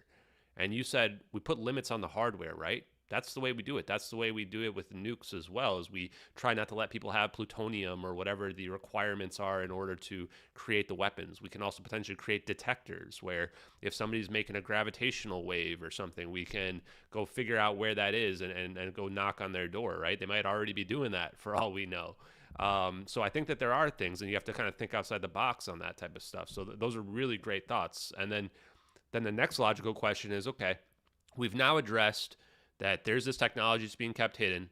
One thing I'll say real quick as well is that I am 100% certain that there is technology out there that is being kept hidden, that normal people that have not had this type of awakening will have a very hard time believing, and that's fine. Like Dave just said, I'm not asking you to believe me. I understand it's very difficult. But I am speaking the absolute truth as I know it, that's out there, and that there are elites that are, hiding and hoarding this technology, and they don't give a crap if other people figure it out or not, right? So then the next question is, well, how do we even get it out? My view on it comes from a weird letter that was sent to me through a YouTube channel, the weirdest thing that's probably ever happened in my whole life. And at the end, it says, I'll just kind of paraphrase it for you guys. It says, how do you stop somebody that has unlimited power, that has complete control over the media, that can craft a perception of events, that has the whole world eating out of the palm of their hands? Think about that. They say after a decade of serving in their life, or however lifetime of serving in them, they say that the answer is you talk about them and you don't stop talking. So that's my answer as well, is that you just talk about them. You do what we're doing right now, which is you talk about this information. You try to wake up every single person that you can, one at a time if necessary. What do you think, Jake? I think what you got to do is, first of all, you have to know them better than they know themselves. Then you have to develop a strategy where you use what they want in your own favor. You have to use what they want against them. And so I'll give you an example. I'm sure many of you have seen the most recent renditions of the Star Trek franchise, the movies, and the one called Star Trek Into Darkness, where Khan is the antagonist. There's a part where I like that movie. The Khan's crew and Khan's species are in these like torpedo-like chambers inside of the ship, inside of the USS Enterprise. And Khan ends up making his way somehow onto this other more superior militarized ship, and then he ends up holding the other crew hostage on the Enterprise, and basically saying, I want all of my crew, beam them over to me, and then I'll let your captain go.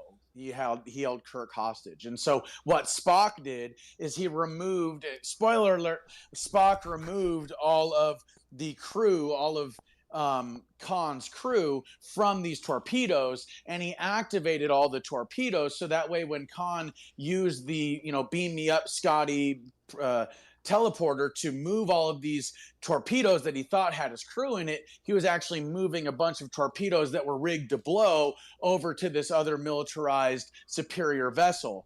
And in this way, Spock used what he wanted against him. this is the kind of thinking that we have to use. We have to think several moves ahead. And yes, talking about them is one thing. But the thing is, we have to also recognize that if and especially when you get an individual that knows and understands this shit and is able to articulate it in a way that other people can know and understand it, then you're going to have infiltrators coming in that try to control that opposition. They either try to disrupt, or they come in with lots of money, or they come in with, secret government documents that are going to blow the lid off the whole thing.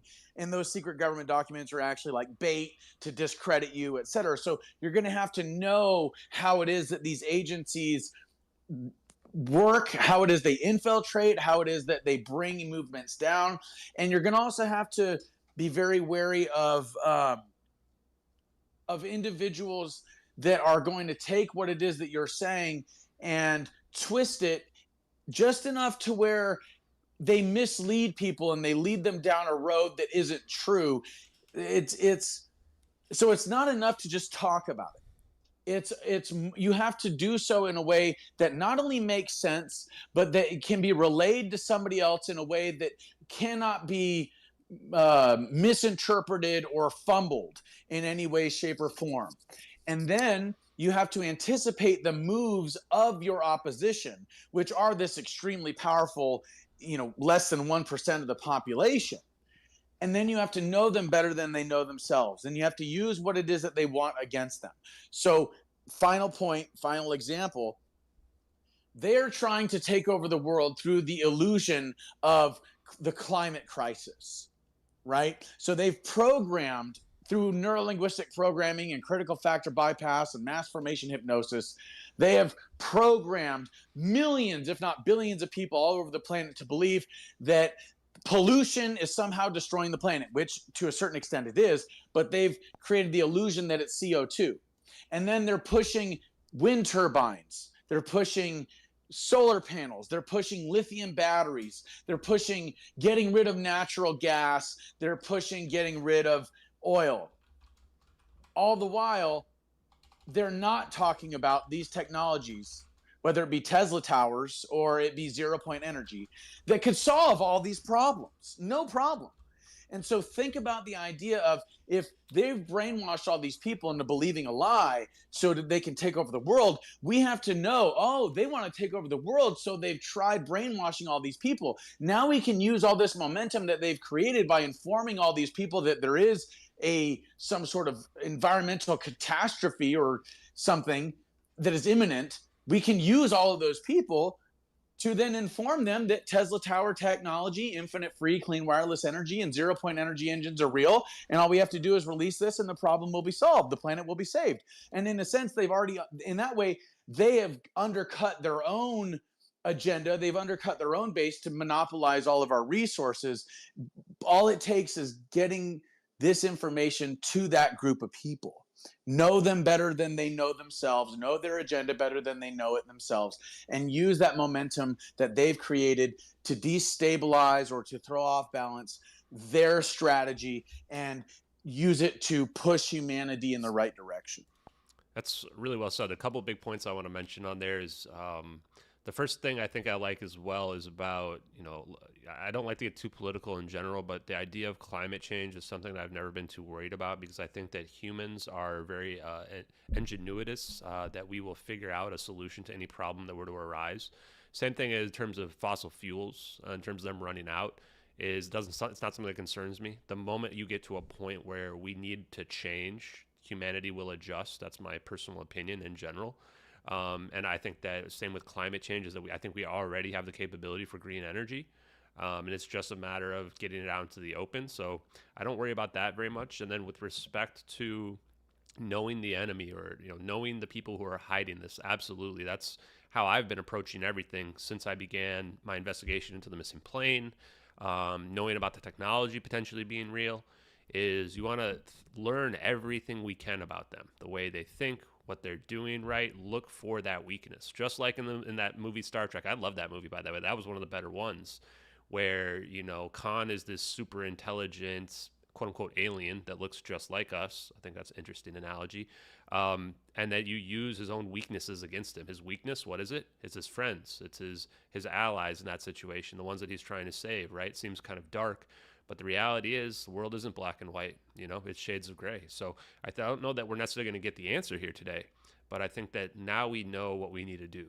We need to learn. We need to watch. We need to see how they're acting.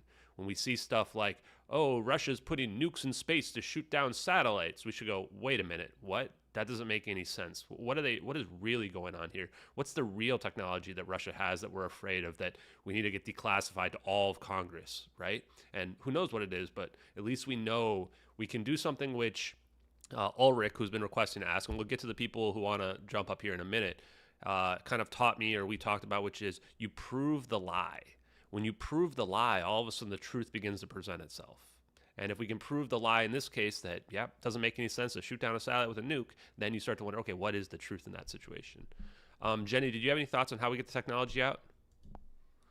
No, I was actually looking at waveforms, and I'm really interested in observed reality and light. So that's where I am. Sorry. No, that's good. And I've been going down the science path myself. I'm still at the very beginning of that journey in general. There is a lot to learn. But what I would tell people is that, go ahead. Well, back in the day, I was a massage therapist, right? Went to Teotihuacan to be with pyramids and learned the Toltec path, right, from Don Miguel Ruiz. This is when I was a kid. And then I enrolled in this quantum university in California near I'm talking like when Amit Baswami, or Goswami, excuse me, when these guys were coming out and people were making fun of them en masse.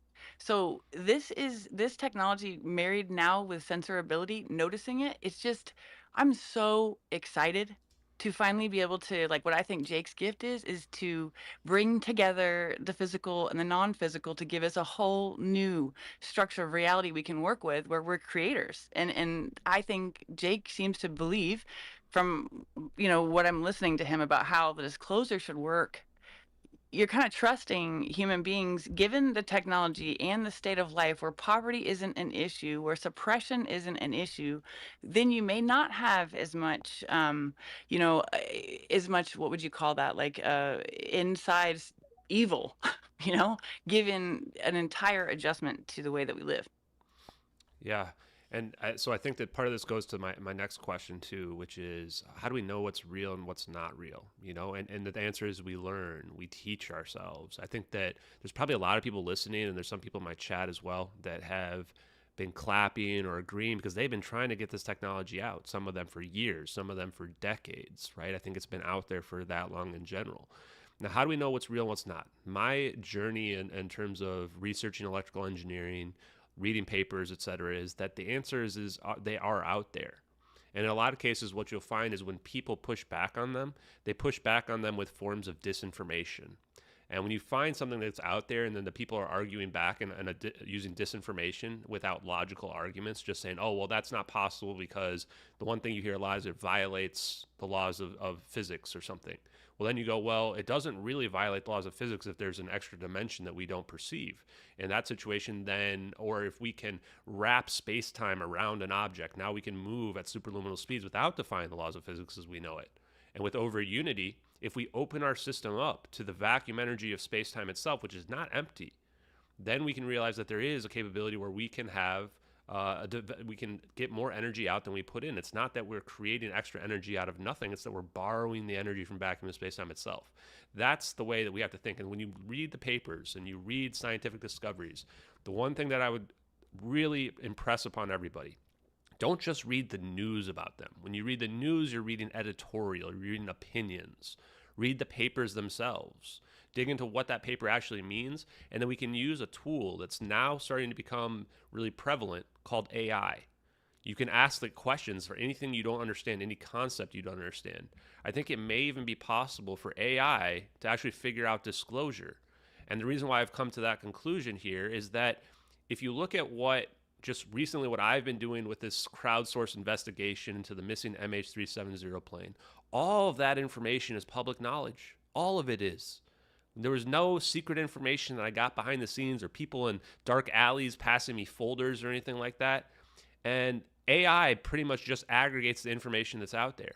it's been pretty impressive when I've asked it questions, is being able to pull back stuff like the Sibber system and how that works, right? And people just didn't even know it's out there, but there's videos out there and multiple different press releases and technical capabilities of these systems.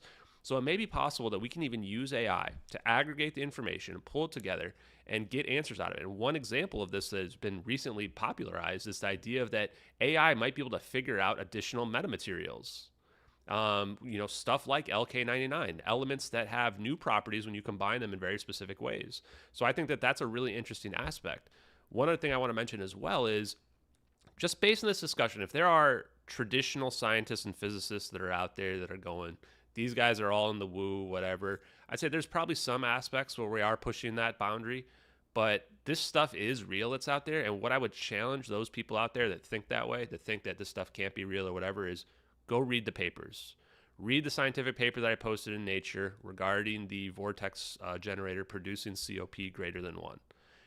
Read the other scientific stuff that's out there, including Unitel, which is something that I've come across, which essentially combines all of the aspects that I've been talking about. And this Unitel stuff was deleted off the internet, it looks like over 10 years ago. And they're literally talking about using a macroscopic observable superconductive state to be able to propel a craft fast as the speed of light or faster, and using quantum tunneling to basically cheat physics as we know it, to be able to move faster than the speed of light, to fold space-time to a degree, to rebuild the wave function and allow a macroscopic object to achieve superluminal speeds. I mean, it seems absolutely incredible, but if you go look in the math, I think you'll find out that it actually checks out. So with that being said, guys, what are your, I want to bring some people up for the panel part, but do you guys have any other kind of last thoughts in terms of the roundtable around any of those topics that I just brought up? Yeah, I just want to say that we have had the capacity to create infinite free, clean, wireless electricity for over 100 years. Nikola Tesla released this patent. It works. He filed it. It works. He released it to the public. And anytime and every time anybody has tried to start implementing said technology, they get a knock on the door and they are shut down or they are killed. Now, I am all for keeping weapons out of the hands of insane people. We currently have weapons in the hands of insane people, though. And interestingly enough, the only way to wrench those weapons from their hands is to use the very technology that they are attempting to use to keep us hostage, to use it to create a better system that makes their system obsolete. There's a lot of talk that, oh, well, if you release this technology, then it's only a matter of time before somebody weaponizes it. Well, yes and no. Tesla's towers, I mean, you can use those to create a massive surge of energy that could be considered like an explosive, but the only way you could do that is if you build up the energy and to a point to where you will end up creating a signal. And you can also create hardware that doesn't allow such a thing to take place, and you can also create hardware that scans the environment to ensure that if and when a certain amount of energy is reached, then a red flag goes up or something, and people know that somebody's trying to create something that's destructive. Like So, I'm sorry, what? I'm sorry, you cut out there, Jenny. So my point is this. Currently, we have all of the technology that we need to create a parallel economy. We have all of the technology that we need to create a better world, one that is symbiotic with the rest of the environment and one that is symbiotic with other nations. We have the ability to create heaven on earth with massive amounts of surplus and abundance. We can use this technology for agriculture. We can use it for communication. We can use it for transportation. We can use it for energy acquisition. We can use it for all sorts of other things. Like healing. medicine, the getting rid of pollutants, cleaning up the environment, purifying water supplies. The list goes on and on and on and on and on. The question is, how mentally and emotionally ready is humanity to use or to understand this technology and to use it toward our betterment as opposed to toward our detriment? The real battlefield is the mind. Understand how the technology works. Understand how Tesla's towers work. Understand how the TR3B works. Understand how the 0-point energy engine works. Understand what Ashton is talking about. Like he said, read the scientific papers. And if you don't get it the first time around, don't throw it away. Just read it again and believe in yourself that you can understand this stuff. And if you have to look up a word of, I don't know what quantum entanglement is, for example, okay, well, look it up. What is quantum entanglement? Can you understand that? Okay, good. Now, in order to understand some of these really big concepts, the real trick, and Ash, maybe you can attest to this point, it's not so much about digesting the whole thing all at once. That's not what it's about. It's more so about understanding all of the little concepts that seem somewhat esoteric within these much larger concepts, and then putting all of these little concepts, which are actually in and of themselves kind of big concepts, putting all of these concepts together in a way that creates a synergistic understanding where you have this conglomerative understanding about all of this stuff and how all of them interrelate. Similar to making a cake. You need eggs, you need butter, you need flour, you need sugar, etc. But all of those things separate from themselves or from each other, they're not going to make a cake. And if you have too much of one ingredient or too little of another, you're not going to get a cake. You need a certain amount of X, Y, and Z to get A, B, and C. And this is the understanding that comes with understanding this technology, is that you need a little bit of this, you need to have an understanding of that, you need a dash of understanding of this, and once you understand all these concepts and how they interrelate, then that creates a cake. Then that creates this much larger understanding. And once you understand it, once you stretch your mind to those new dimensions, there's no going back. And you've also expanded the consciousness, not just of yourself, but for humanity as a whole. And that is part of the name of the game here, ladies and gentlemen, is getting the collective consciousness to shift. And on that, I will end. Yeah, and so I absolutely agree, Jake. I think that for the people out there that think, oh, I'm not smart enough, you're wrong, you are. It's a matter of starting from the foundation and working your way up. I literally started with looking at basics of electrical engineering YouTube videos several months ago. And in only a few months, I feel like I've progressed several years of academic learning in general. And all the information is out there. Now, if you want to go a more traditional route, take classes, absolutely, you can do that as well. And you'll learn more traditional routes of learning science and stuff like that. But it really comes down to learning that framework. And when you've learned that framework, then going to more and more advanced concepts and not necessarily just believing what you see in editorial and in the news, but actually digging into the potential scientific papers that are out there, opening your mind to this concept of there might be an extra dimension, there might be something underlying to our universe, and that space itself is not empty. And then when I think you realize that, you realize we don't need to redefine the laws of physics in any way, shape, or form. We just need to look at them through a new lens. And again, that's what I would press upon the traditional academics that are out there to look at. We don't need to redefine them. We just need to look at them through a new lens.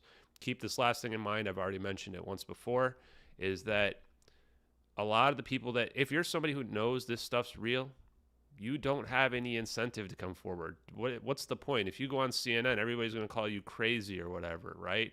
The level of the collective conscious hasn't risen to the point where it will be accepted. And so there's no incentive for them to come forward. Nobody's going to go and wheel out the alien bodies or the crafts for you, right? You've got to figure out how the science works for yourself and come to your own conclusions. And hell, if Joe Biden wheels out the alien bodies, I'm going to be the first person to go, okay, I don't think aliens are real anymore. So, we really just have to teach ourselves and come to our own conclusion about reality in general. Now, just real quick shout out I want to do is to this new organization that's been developed in the UFO community, Skyfire News. They have been doing a lot of amazing work. Tupa was up here earlier today. Red Panda, I saw him in the chat. And they've been doing amazing work kind of collecting information out there. Why is this important? Is that, yes, there's like this drama aspect to it in terms of what's going on in the UFO community, which, geez, there's more drama than I would ever imagine. And if you guys like Keeping Up with Kardashians, there's a UFO content related to it. But the better part is that they're getting the information out there where you can then vet it yourselves and figure out, like, if you look at what these people are saying, these UFOologists, these UFO celebrities, whatever you want to call them, through the lens of the conversation that we've had today, I think that you'll find the truth rising to the surface. You'll start to realize, oh, wow, the implications that Jake and Ashton and Jenny are talking about this technology, this really explains why these people are acting the way they are, why they're coy about information, why the people with the NDAs can't just come out and say everything that they know, because you realize these implications are much, much bigger than, oh, I'm just going to clap some alien cheeks or whatever it is, right? So yeah, that's kind of how I wanted to end my part of this before opening it up. Jenny, did you have any last thoughts? I saw you jump up. You guys are good. I was just fighting off aliens in the background. Go for it. Bring them up. Awesome. Okay, so I'll bring up some people, and then Jake, maybe if you want to, call on people or however you like to do it. I know you're pretty good about that. And also, guys, like Jake says this a lot, and I agree, is that try to keep your stuff short. I know everybody's got their stories and wants to be heard, but I do want to go get some dinner tonight, so let's try to just keep your points pretty short. We'll answer any questions you guys want, etc. So I guess Brilliant. Go ahead. Jake, I'll let you. Oh, no, go ahead. I was just going to say, I know you said something about Ulrich earlier. He's been having his hand up for a while. He's been waiting a long time. So let's go to him. Hey, what's up, guys? I'm on my AirPods. I hope you guys can hear me. It's pretty quiet. Ashton. Oh, really? One second. No problem. Is this any better? Much better. Way better. Yeah. Jake, Ashton, Jenny, it's awesome you're holding the space. I really do believe that there's some low-hanging fruit in the failures of institutions. So I think there's low-hanging fruit in government because government has been lying to us. And I think a new route for trust is to be bold and expose people for their fraud.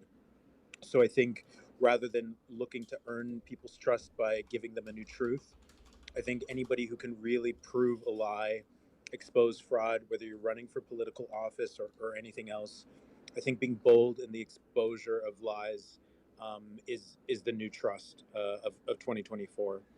I also think that, for me personally, disclosure has to be catastrophic.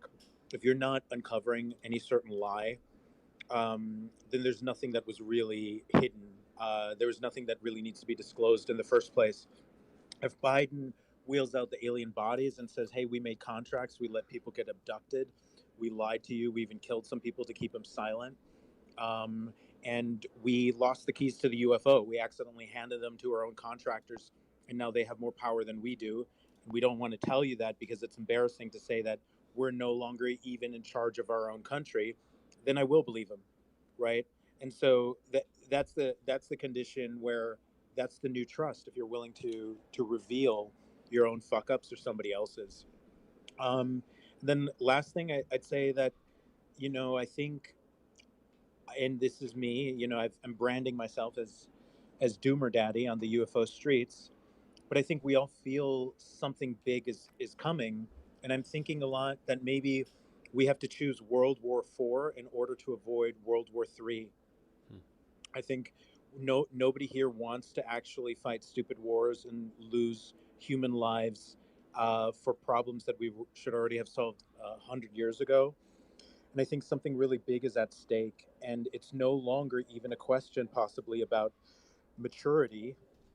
We may need this advanced tech and this advanced propulsion for our own self-defense against whoever knows what's coming. There might not even be time to mature the human race spiritually, because as Jake said, the psychopaths actually already have the weapons. We might just need to force them in the hands of 6 and 7-year-olds so that we can all defend ourselves. And I mean that metaphorically, right? But that might be actually what's coming right here. And it might not even be the US military who has these weapons. I think, in fact, the US military is no longer the strongest force. That's me. Well, really quick, I have a question for you. So if what you're saying is true, then would not the ultimate weapon be teaching people their true intrinsic spiritual capabilities, basically turning people into like a warrior monk of sorts from childhood, like really creating a very real education system, creating a very real information system, like something like the Mockingbird Media, except instead of dispensing lies and falsehoods, is actually dispensing truth and helping them to understand reality.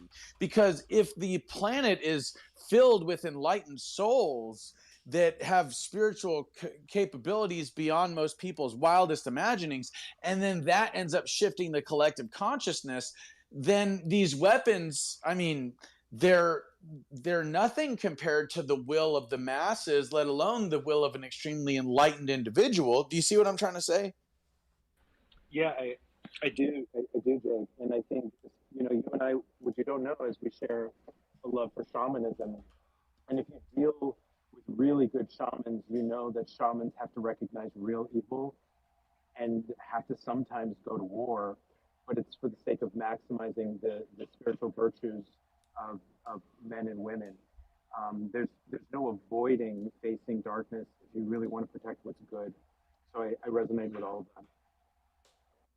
You also, at a young age, Jake, like you're saying, you teach people to be able to discern the truth from falsities, as well as, provide. And I think that that is one of the keys to combating this, is to educate people. We know with all kinds of things at a really young age. I'm talking kindergarten, because if you're told this as a baby, as a mother of raising quite a few children, if we were told this at a young age, we'd naturally develop those things. So these technologies and AI should be used to enhance our innate abilities just to discern and have confidence in our decisions.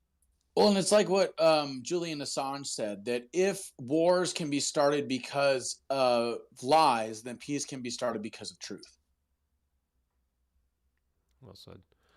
Well said, guys. Both of you guys have really good insights. Let's go to some other hands, too, because I want to try to get to everybody we can. And if we can't get to you guys, I apologize, but we'll try. Okay, then do you want to go over to who, Mr. Cotter? Or, I mean, because people, put your hands up so we can have some sort of order here. Yeah, Mr. Hey, Cotter. Jake. Hey, Jake and Ashton. Down for chaos. And Jenny. Guys, thanks for doing this. As you know, Jake and Jenny, and I've been following you guys for a while. Ashton, I've been following you recently. Love what you guys are doing. My question is, and if it's not on, it's obviously about the whole topic, but if it's a big can of worms, please let me know. The false flag, what the government over history of time has made the perception that aliens bad, right, or extraterrestrials bad, when I know in my heart that's not the truth. And they may do a false flag to have a fake attack, to have us scared, shitting our pants. And I just wanted to see what you guys thought about that, if you have any thoughts. Yeah, I'll jump in first on this, because my view on it is that we shouldn't believe them either way, but we should try to verify what they say against the evidence, kind of like what Ulrich was just saying. I think he brought up a good point, which is, it's not necessarily just that if Joe Biden brings out the alien bodies, I'm going to automatically disagree. It's, I'm going to take exactly what he's saying, and then I'm going to compare it to what we've kind of uncovered, right? So if he were to come out and say, oh yeah, we've been hiding the information, we've been killing people, and we gave the information to the third-party contractors, now they've got a breakaway civilization we can't control, like, then I would potentially believe it, right? So if they come out and they say, oh, the aliens are here, they're going to attack us, they're going to harm us, whatever, and they don't give us any other point of views, then I don't think we should believe that in general. But if they were to come out and we were to see some alien crafts come fly down and destroy homes or do something like that, then we can come to our own conclusions on it. And I'm just being hypothetical here, but that's my personal opinion, is that either way, we shouldn't assume that they're here to love us. We shouldn't assume that they're here to hate us. We should just verify based on the evidence and whatever happens. Hey, Ashton, when you said that, I'm thinking of the Canadian Defense Minister, okay, that he's already said that we've got aliens for a long time. He said that in front of a disclosure event. This is a expounding fantastic military career as the head of Canadian Defense, okay? So no problems in his past, in his career, and he said disclosure of multiple different types of, aliens, as well as him having to be deployed to create a landing pad, and the U.S. government is entrenched with these beings, as well as the Israeli Space Command Defense guy who, after his career, he comes out and says that, yes, there are aliens and Trump knows about it. These are national military leaders. So then we go in with false flags and false information. What a cluster, what? It's interesting, isn't it?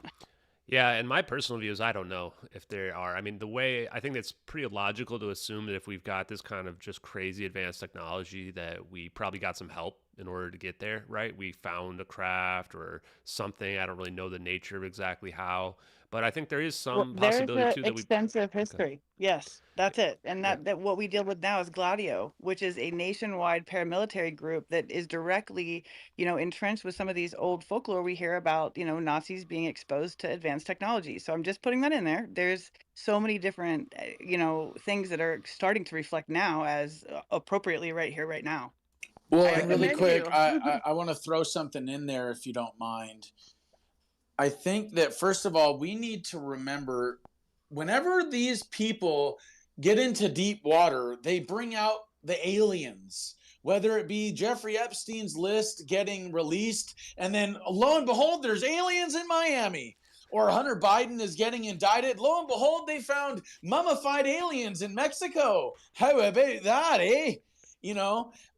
Then they did that whole other thing. I forgot what exactly they were trying to cover up, but then when there was that thing in Vegas where there was that downed alien craft and there was that family that ran into the aliens in their backyard, right? Mexico, yeah, too. Well, so my point is this. Anytime they get into deep water, they pull out aliens. Okay? So if we look into things like Operation Bluebeam, then we can really start to understand, or Project Bluebeam, we can start to understand how it is that something like alien craft can easily be a hologram. If you guys have seen the movie Spider-Man Far From Home, where all of these drones are creating this like projection and the drones themselves are weaponized to actually do physical destruction in the real world, but it looks like this projection, this hologram that is being created by the drones, that it looks like that is the one that's doing the destruction. So like, if we see quote unquote alien craft coming and destroying a city, and then the government steps forward and says, in order for the humanity to be safe, then we have to lock everybody down and we're going to start chipping everybody and blah, blah, blah, blah, then we know what's going on. Similar to how what was being said earlier about how, like, if Biden came forward or anybody came forward and said, yeah, there's a breakaway civilization, we lost the keys to the craft that the government issued money to this corporation to create. There's a breakaway civilization. They went rogue. They've killed people. We don't know what the fuck to do. Then okay, well, that sounds a little more accurate. Whereas if they came forward and said aliens and you got to give us all the power in the world, then we know, okay, clearly you have ulterior motives here, right? Right, Jake. And So the last thing I want to say too, and thank you for that explanation. That really clarified things in my head. Um, is if we reverse engineered a lot of this technology from down crafts or however we did it, with a black group that no one knows about, undercover above the CIA that our president doesn't even know about, or maybe they're learning about. I truly believe, from what I've read and learned and what I feel in my heart, that if those extraterrestrial civilizations wanted to wipe out the planet Earth, they could press a button and wipe us out. And because if we are scratching the surface of that technology that we reverse engineered, imagine what they have, and they haven't done that yet. And I don't think they intend to do it. So I brought the question up because I kind of know the answer, but you guys really clarified it for me. But for the audience here, is we have to be educated ourselves, like what you said, between what's false and what's real, and what the objective is based upon what our government telling us, and it's is it comparable to COVID. And the last thing I want to say to Jake and Jenny and Jake and Ashton, I've been on a few smaller UFO spaces. I'm watching people tweet at each other. It seems very clicky. What we have to do as a community here on Twitter is not throw blame to other people. Oh, this person's a grifter, or this person's that. We're all in this together. Everybody needs to chill out, have some fun with this, and let's make sense of it all together as a community. That's all I want to say. Thank you. Yeah. well, Go ahead. and let's think critically. I think that's not reacting emotionally. I also think is really important. I just want to make sure that that is out there, because a lot of people are reacting emotionally based on these aliens in Miami. If it's all over social media, then you should probably think a little bit more deeply about what exactly is being said, because I promise you, they have cyber weapons to ensure that something is viral or that it never sees the light of day. So if it's getting out there in mass, you got to ask yourself why.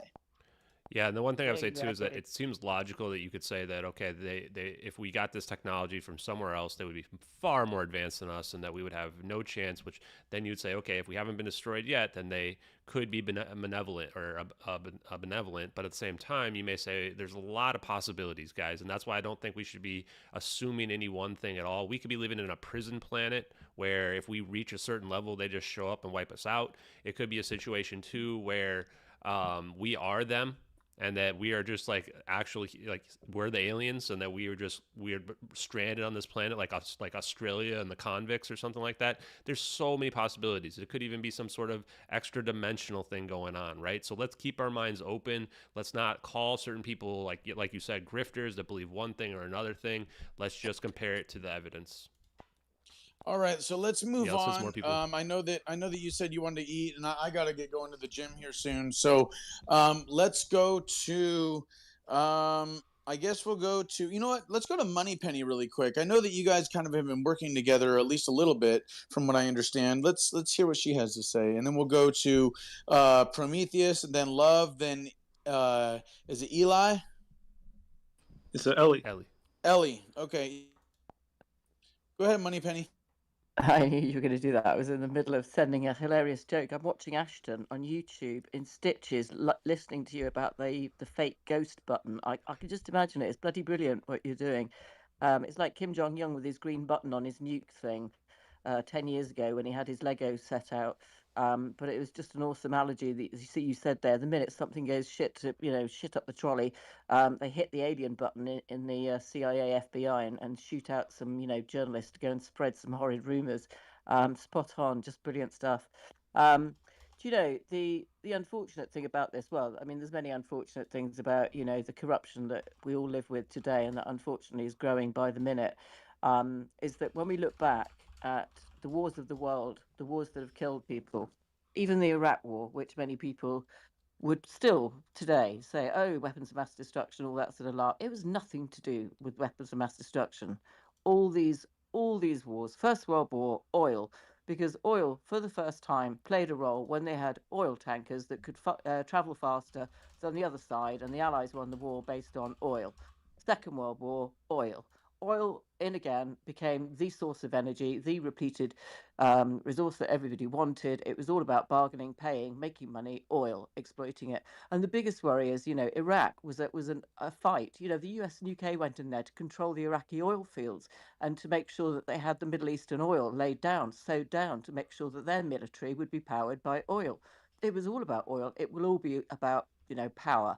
The whole of the Malaysian drama, the biggest, world's largest financial scandal in Malaysia, was all down to Petronas and the big oil companies. And that is pretty much what is driving everything. So if we bring out, as we are now discovering, this hidden bloody free energy source from reliable witnesses that Ashton, myself, you, and many others have now had it fairly certain that it is being hidden, and there is a new energy source that does not require oil and all the things we are used to paying for, you can see how desperately terrified UAP disclosure people will be to stop us getting at this. It really is pretty crucial. It's a fantastic room. Thank you so much. Thanks, Moneypenny. Appreciate it. Yeah, I think that he really puts it in scope and in scale in terms of what we're really dealing with here, and that's why I like talking about the implications of technology and why we had to build up to the point too. Now, where then we can figure out, okay, how do we get it out? Because it's not as simple. And I think that when we look at these, I like to call them the UFO disclosure celebrities. I do kind of wonder, do they know the implications? I think some of them do. Some of them probably don't. And I think then we can look at what they're doing through that lens, which I think is really important. That way we can get away from this idea of just trying to tear everybody down, which I see all over the place. Okay. Hey, Ashton, too, while you're working with this technology, it'd be interesting to look at the ancient religious Hindu texts to compare some of the activities there with, the things that we see today, seeing that there are representations of weapons and, different technology within those. And that's not just some ancient aliens BS. I mean, that's real. I mean, it's really there. You could read about it. It'd be interesting to see, how ancient this technology is, seeing that, we notice massive technologies with pyramids and electric. You know what I'm saying. I think that'd be some hidden gems.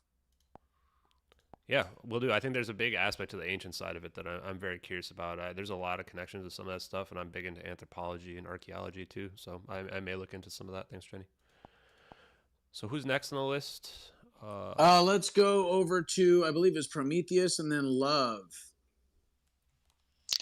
Hey guys, thanks for having me back up. I actually didn't want to leave the space. Like it kicks me out sometimes. Like go figure. But yeah, like I just wanted to briefly say first and foremost, guys, if you're listening to this, please make sure you retweet it. Okay, there are thousands and thousands of people who have absolutely zero idea about half the stuff that we've discussed here tonight. Okay, Jake has some fantastic resources as usual, as does Ashton, and Jenny. So just please do us a favor and put this out there. This is how we're organically gonna put the word out. It's the only way disclosure really happens. I wanted to bring it back to just us here and now, what it is we can do, and moving forward. All right. So the first thing to note is that even with these incredibly advanced civilizations in the past, okay, whether you look at the ancient Egyptians, or in India with these incredible temples, that were built out of granite stone with laser precision, whatever else. All these advanced civilizations, guess what, folks? For better or for worse, they are no longer here. Or if they are here, they are hidden. Okay? And why is this important?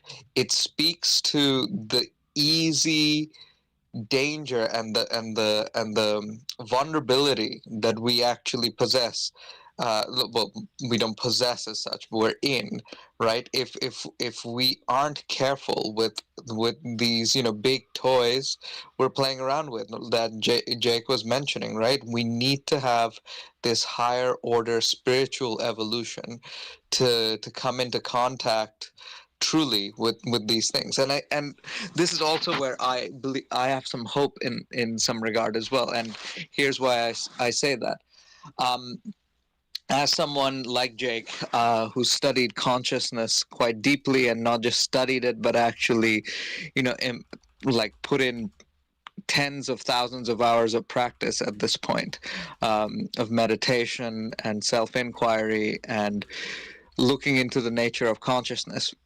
First and foremost, I believe our own consciousnesses are stargates, or black holes, or singularities in a sense, because go deep enough within this I am frame and you actually have access to zero point energy. You actually have access to the Akashic records. You actually have access to, the people, resources, tools. So the first and most important thing, if there's anything you take away from tonight's conversation, get to know who you truly are, who you already are. Okay, you are a magnificent technology beyond comprehension. All right, and that word doesn't even cover what you truly are. And as fractal expressions of the great I am energy, we're all here and we're all being gathered together, in my view, for a divine purpose. The good book, the Bible, say what you will about it. I believe that there's some profound truths there.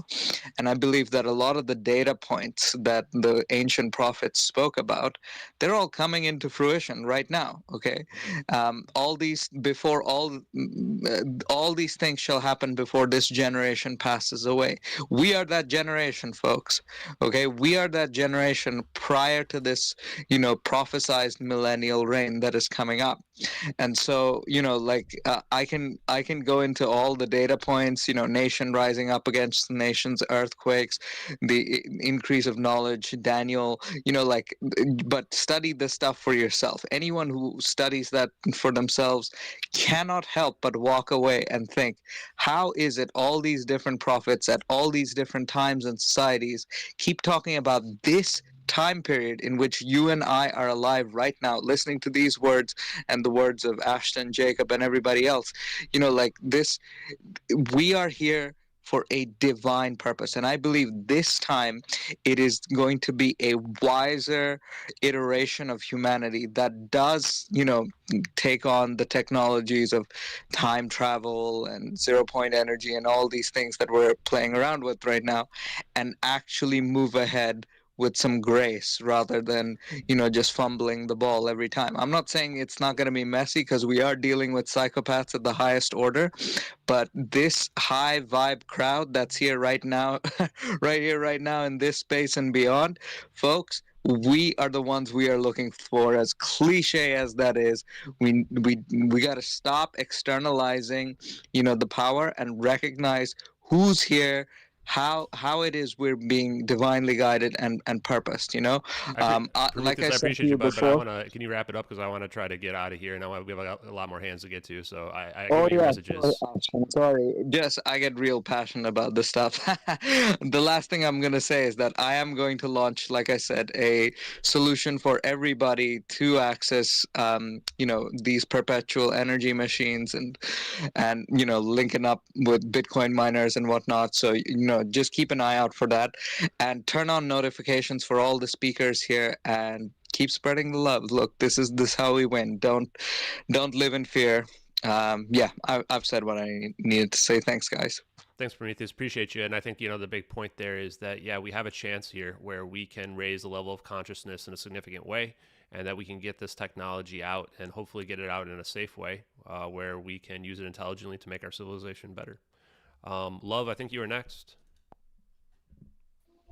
Hi, Jake. How are you? Hey, Jenny. Sorry, don't mind me. I'm nursing a cold right now, and my voice is like barely coming back. But I hope you guys can hear me okay. Um, so many points have been spoken of, but like, the questions are there, right? The disclosure. So, I'm gonna make it rhetorical, right? Like, so who is gonna disclose this information, and who's gonna be right? And because at this point, we're gonna go into we're gonna be self-governed, right? We're gonna get rid of these people that are governing over us, right? So, like, who's to say who is gonna, say who does what with what, right? So, like, are we going to have another person governing over us? And who is going to be in charge of disclosing this information? And well, we're in charge right now of disclosing the information, but who is going to be in charge of disclosing these technologies? Who's going to have it in their hands, right? When these people, it's only going to happen when these people are gone. Another thing, right? Like, what if we are the quantum? We can already, like Prometheus was saying, we're already telepathic. I think they have replaced us, like you said, Prometheus, that the technology within us, we are the quantum. We are the technology. They've replaced us with these devices, with all these things, with, these are things that we can already do. Um, but Jake, I got to tell you, I love your rants, and I can listen to you all day, and I feel like you know exactly what's going on. um, but just trying to wrap this up. I know you guys want to go, but that, right? Just that, like, we're gonna be self-governing, right? So that's the thing. And then, when we do come to a point where disclosure has happened, okay, and we've had that spiritual ascension to where and we have that abundance, let's say, right? So I don't think people are going to want to be malicious. I don't think people are going to want to steal, people are going to want to harm anybody. I don't think that energy is going to exist. you know um and like, who knows what's going to happen to those people that haven't advanced to the majority of the population's level. to where they're still living in fear, they still want to do harm, they still have malicious thoughts, right? What's going to happen to that small percentage of people that's going to be left with those thoughts? And, again, it's the people, right? It's not the technology, right? But yeah, that's all I can come up with for now. So many things have been said. I should have made notes Oh no, you're for fine. this very important I think there's space. a big paradigm Thank you so shift much. coming up, right? And that's what you're getting at is how do we address this turmoil that may come up when people realize that they've been lied to versus the people that have had their eyes awake or been wide awake and have know this stuff is coming, right? And that's really, I think, part of what talking about it's all about. And hopefully we'll have more spaces in the future where we talk about it. So I think we're probably not gonna be able to get to people who've already been able to speak. I'm thinking we'll just go to Ellie, George, and potentially I saw Maze Love jump up. She's somebody I really admire. So Ellie, let's start with you. All right, thanks for letting me speak. Yeah, Love kind of just said it. She just said, Hello, can you hear me? yeah, can you guys hear me? Go ahead. Yeah, sorry, we're going with Ellie first and then George, I think. Go ahead. Okay, yeah, Love just said how, are we going to be self-governing in the future? And, you guys were saying how we're already held hostage by the technocrats, but I just believe they're going to get absorbed into the AI and just go to that quantum plane of hell while we have dominion over the earth and these technologies. And what happens is after a certain point, I think everyone just evolves spiritually. So if you're in the back of the class, you're going to see everyone else growing, and in your mind, you're just going to wake up overnight. Because I don't know if you heard of that experiment with those monkeys and like their consciousness after a certain percent of them had like a higher awakening. So I think that's what's going to happen with us, and there won't be any more evil. There won't be any crime. No more people trying to hurt others, because also we're going post scarcity, and the source of a lot of the evil right now is multi generational. It's a cycle. It's from our scarcity and being traumatized when we're younger. So when we create that better world and we're raising kids that are no longer experiencing all these traumas, they're growing up to be better people. So the evil dies with the last evil men that die in this generation in our lifetimes. So I think we do have that ultimate future ahead of us, and we are going to share something very, very special. Thank you very much, Ellie. I think that's really nice words in terms of, looking at the outlook in a positive lens. I think that that's what we all kind of need to do. And I think something that Jake would say too is that our collective consciousness can shape our reality. So if we think about positive outcomes, then that can potentially lead to positive outcomes.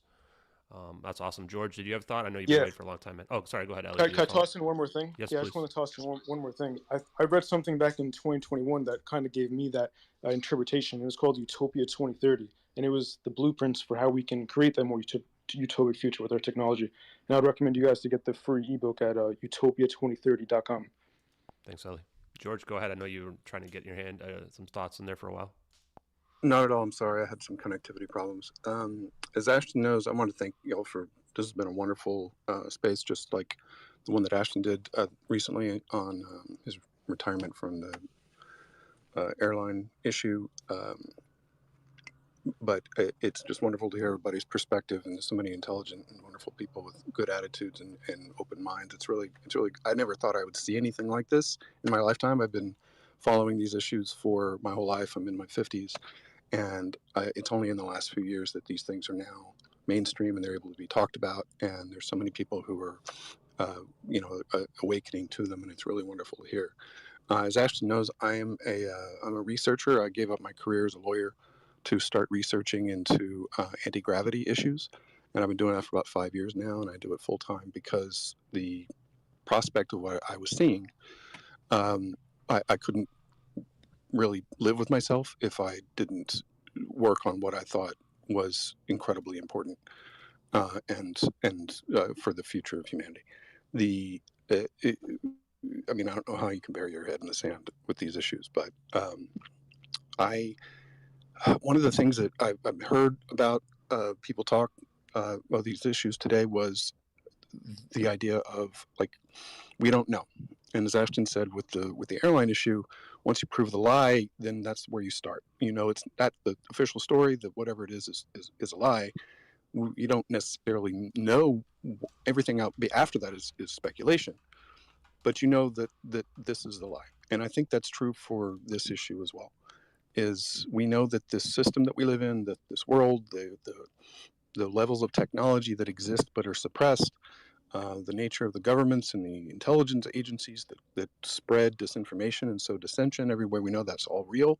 We know that this system that we're living in with regard to this issue particularly is a lie. So where does that leave us? I believe the most plausible explanation is that we're not the apex intelligence let's just say this planet. We're not. We're somewhere probably in the middle. And if we're in the middle, then what is that? Are we in a prison? Are we in a nursery being raised to emotional, spiritual maturity? Well, from my perspective, my belief is that the difference between a prison and a game preserve and a nursery is really just a matter of perspective. And all we can do is to try to strive to advance. All the ancient religions, every ancient religion in the world is all about you don't do harm, but ascend, get off the wheel, transcend. And the only way I can think of to transcend is to literally get off the rock. And so that's what I'm working on. And if that gets turned into a weapon, then it's probably happened 1,000 times already. But we have to ascend. That's all we can do.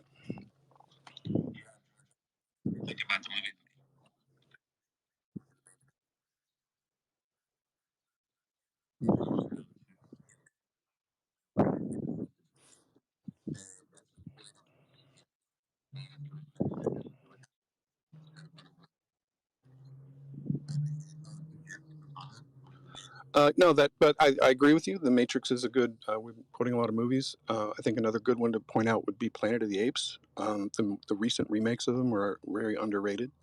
The only issue is that we're the apes. we're the monkeys in the cage. I was muted. Sorry. We're the people in the game preserve. We're the ones being experimented on. We are the inferior species that is not believed to be fit for technology, and only by getting out and trying to be better is the only way out. Either that or we're just going to live in this game preserve. I mean, let's be charitable and just say it's a nursery and it's about growing, in the Hindu or Vedic tradition of the karmic wheel, that it's about ascending. Well, this is it. This is all we can do. What else can we do? Live like children for the rest of our lives? Do you we mind have to here wrap really quick? things up. I know The Hopi has a prophecy on a stone in Arizona, and there's two paths. One path is, technology is what they think, and one is not. What I would challenge everyone to think about is that as we have this social construct on this planet that is foreign, if you really look at roads, buildings, different materials, plastics, these are not things that were found in the beginning, not something native to Earth. I would challenge that there's two paths. One path is within. There is ancient traditions as well as CIA documents saying that we can look at things to a blueprint level, small print, to see fine, as well as the collapse of matter with observance and the double slit experiment. These are all things that the human consciousness, which we haven't even fully understood yet, is capable of. So if I was to see two paths, one that involves me, doing ancient traditions of meditation, as well as going within myself for technologies, I would take that path. I think that constructing an outward reality that's not based on what exists is actually a shortcut, and that we may actually be able to do things much better at a technology that we're naturally aware of. So I would challenge that we are not technologically sound enough for technology. I would say technology would actually drain what we naturally have. I agree. It atrophies our capabilities. I know that Ashton... sucks. What I'm saying. I'm sorry. Maybe I can't hear Jake because his speaker's off. Yeah, I think you probably can't hear him. So yeah, Mazelove, do you have any quick last thoughts? And then I think we have to close out the space. If anyone else we didn't get to, I apologize. Next time we will get to you. Thank you guys for being here. Mazelove, do you have any last thoughts? Thanks for coming up. Sure. Well, I just kind of caught the tail end of it. I'll make it less than a minute because I know you guys want to go. But I think that it's really about balance, right? It's just being able to embrace change and advancement because that's the way that we're going. And I think it's a beautiful thing, but also remaining grounded and being coherent with nature. And also as I think that one of the major points of this mass critical awakening is unpinning all of the self-limiting beliefs that we've been indoctrinated into and conditioned into believing. And it's just a part of moving into that self-realization. I am optimistic about the future. I know that there's a lot of things coming our way, a lot of fear-mongering that's been happening, and I understand that there are, I would say, there is this like there, it's a hero's journey. I mean, there is this group that wants to get all of the power that's centralized into one location. And I mean, whatever those ambitions and dreams are, it's our belief in them that would bring it to fruition. And so I think, it's a very exciting times, and I do think that we are. He brought up the 100th monkey effect, which I agree. I do think that at some point there is that collective conscious, the power that's within it has been untapped. And so I don't want to go on too long. I did have a lot to say. I love all of Jake's spaces. I'm glad I got to catch, you and Ashton together.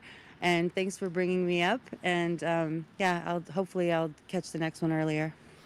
Awesome. Thanks, Maze Love. Yeah, so my final thoughts are, once again, I am definitely asserting that there is advanced technology that is basically beyond our wildest dreams, that mainstream academia would think to be potentially fake, that is really hard for people who watch a lot of cable news and cable TV to really believe, but it is out there, and it's actually a lot easier to cover up than you would think. And that was the whole point of having this space, is that we can get it out there, we can talk about it, we can move the needle forward. Even if we wake up one person, I think that this would have been worthwhile.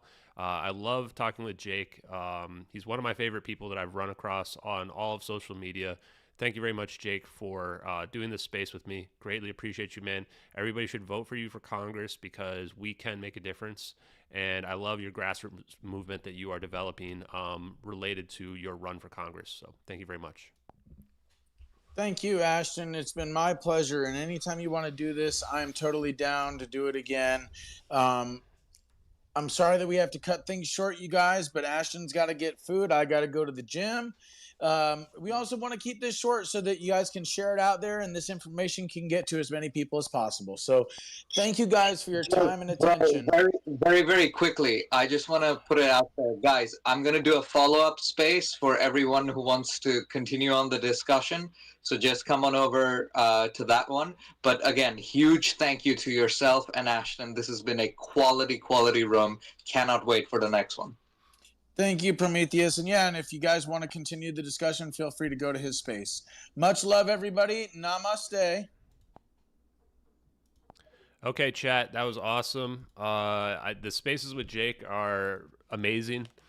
I love doing those. I love that it triggers people as well, because there's no way you can listen to this guy and think that he is some kind of traitor or a violent person or anything like that. So this was awesome. If you guys want to catch the next one, I'm going to join the Skyfire News thing, address some of the drama that's going on around there based on the stuff that I said yesterday. And based on stuff that people are putting out there. So come join that one if you want a little bit of fun.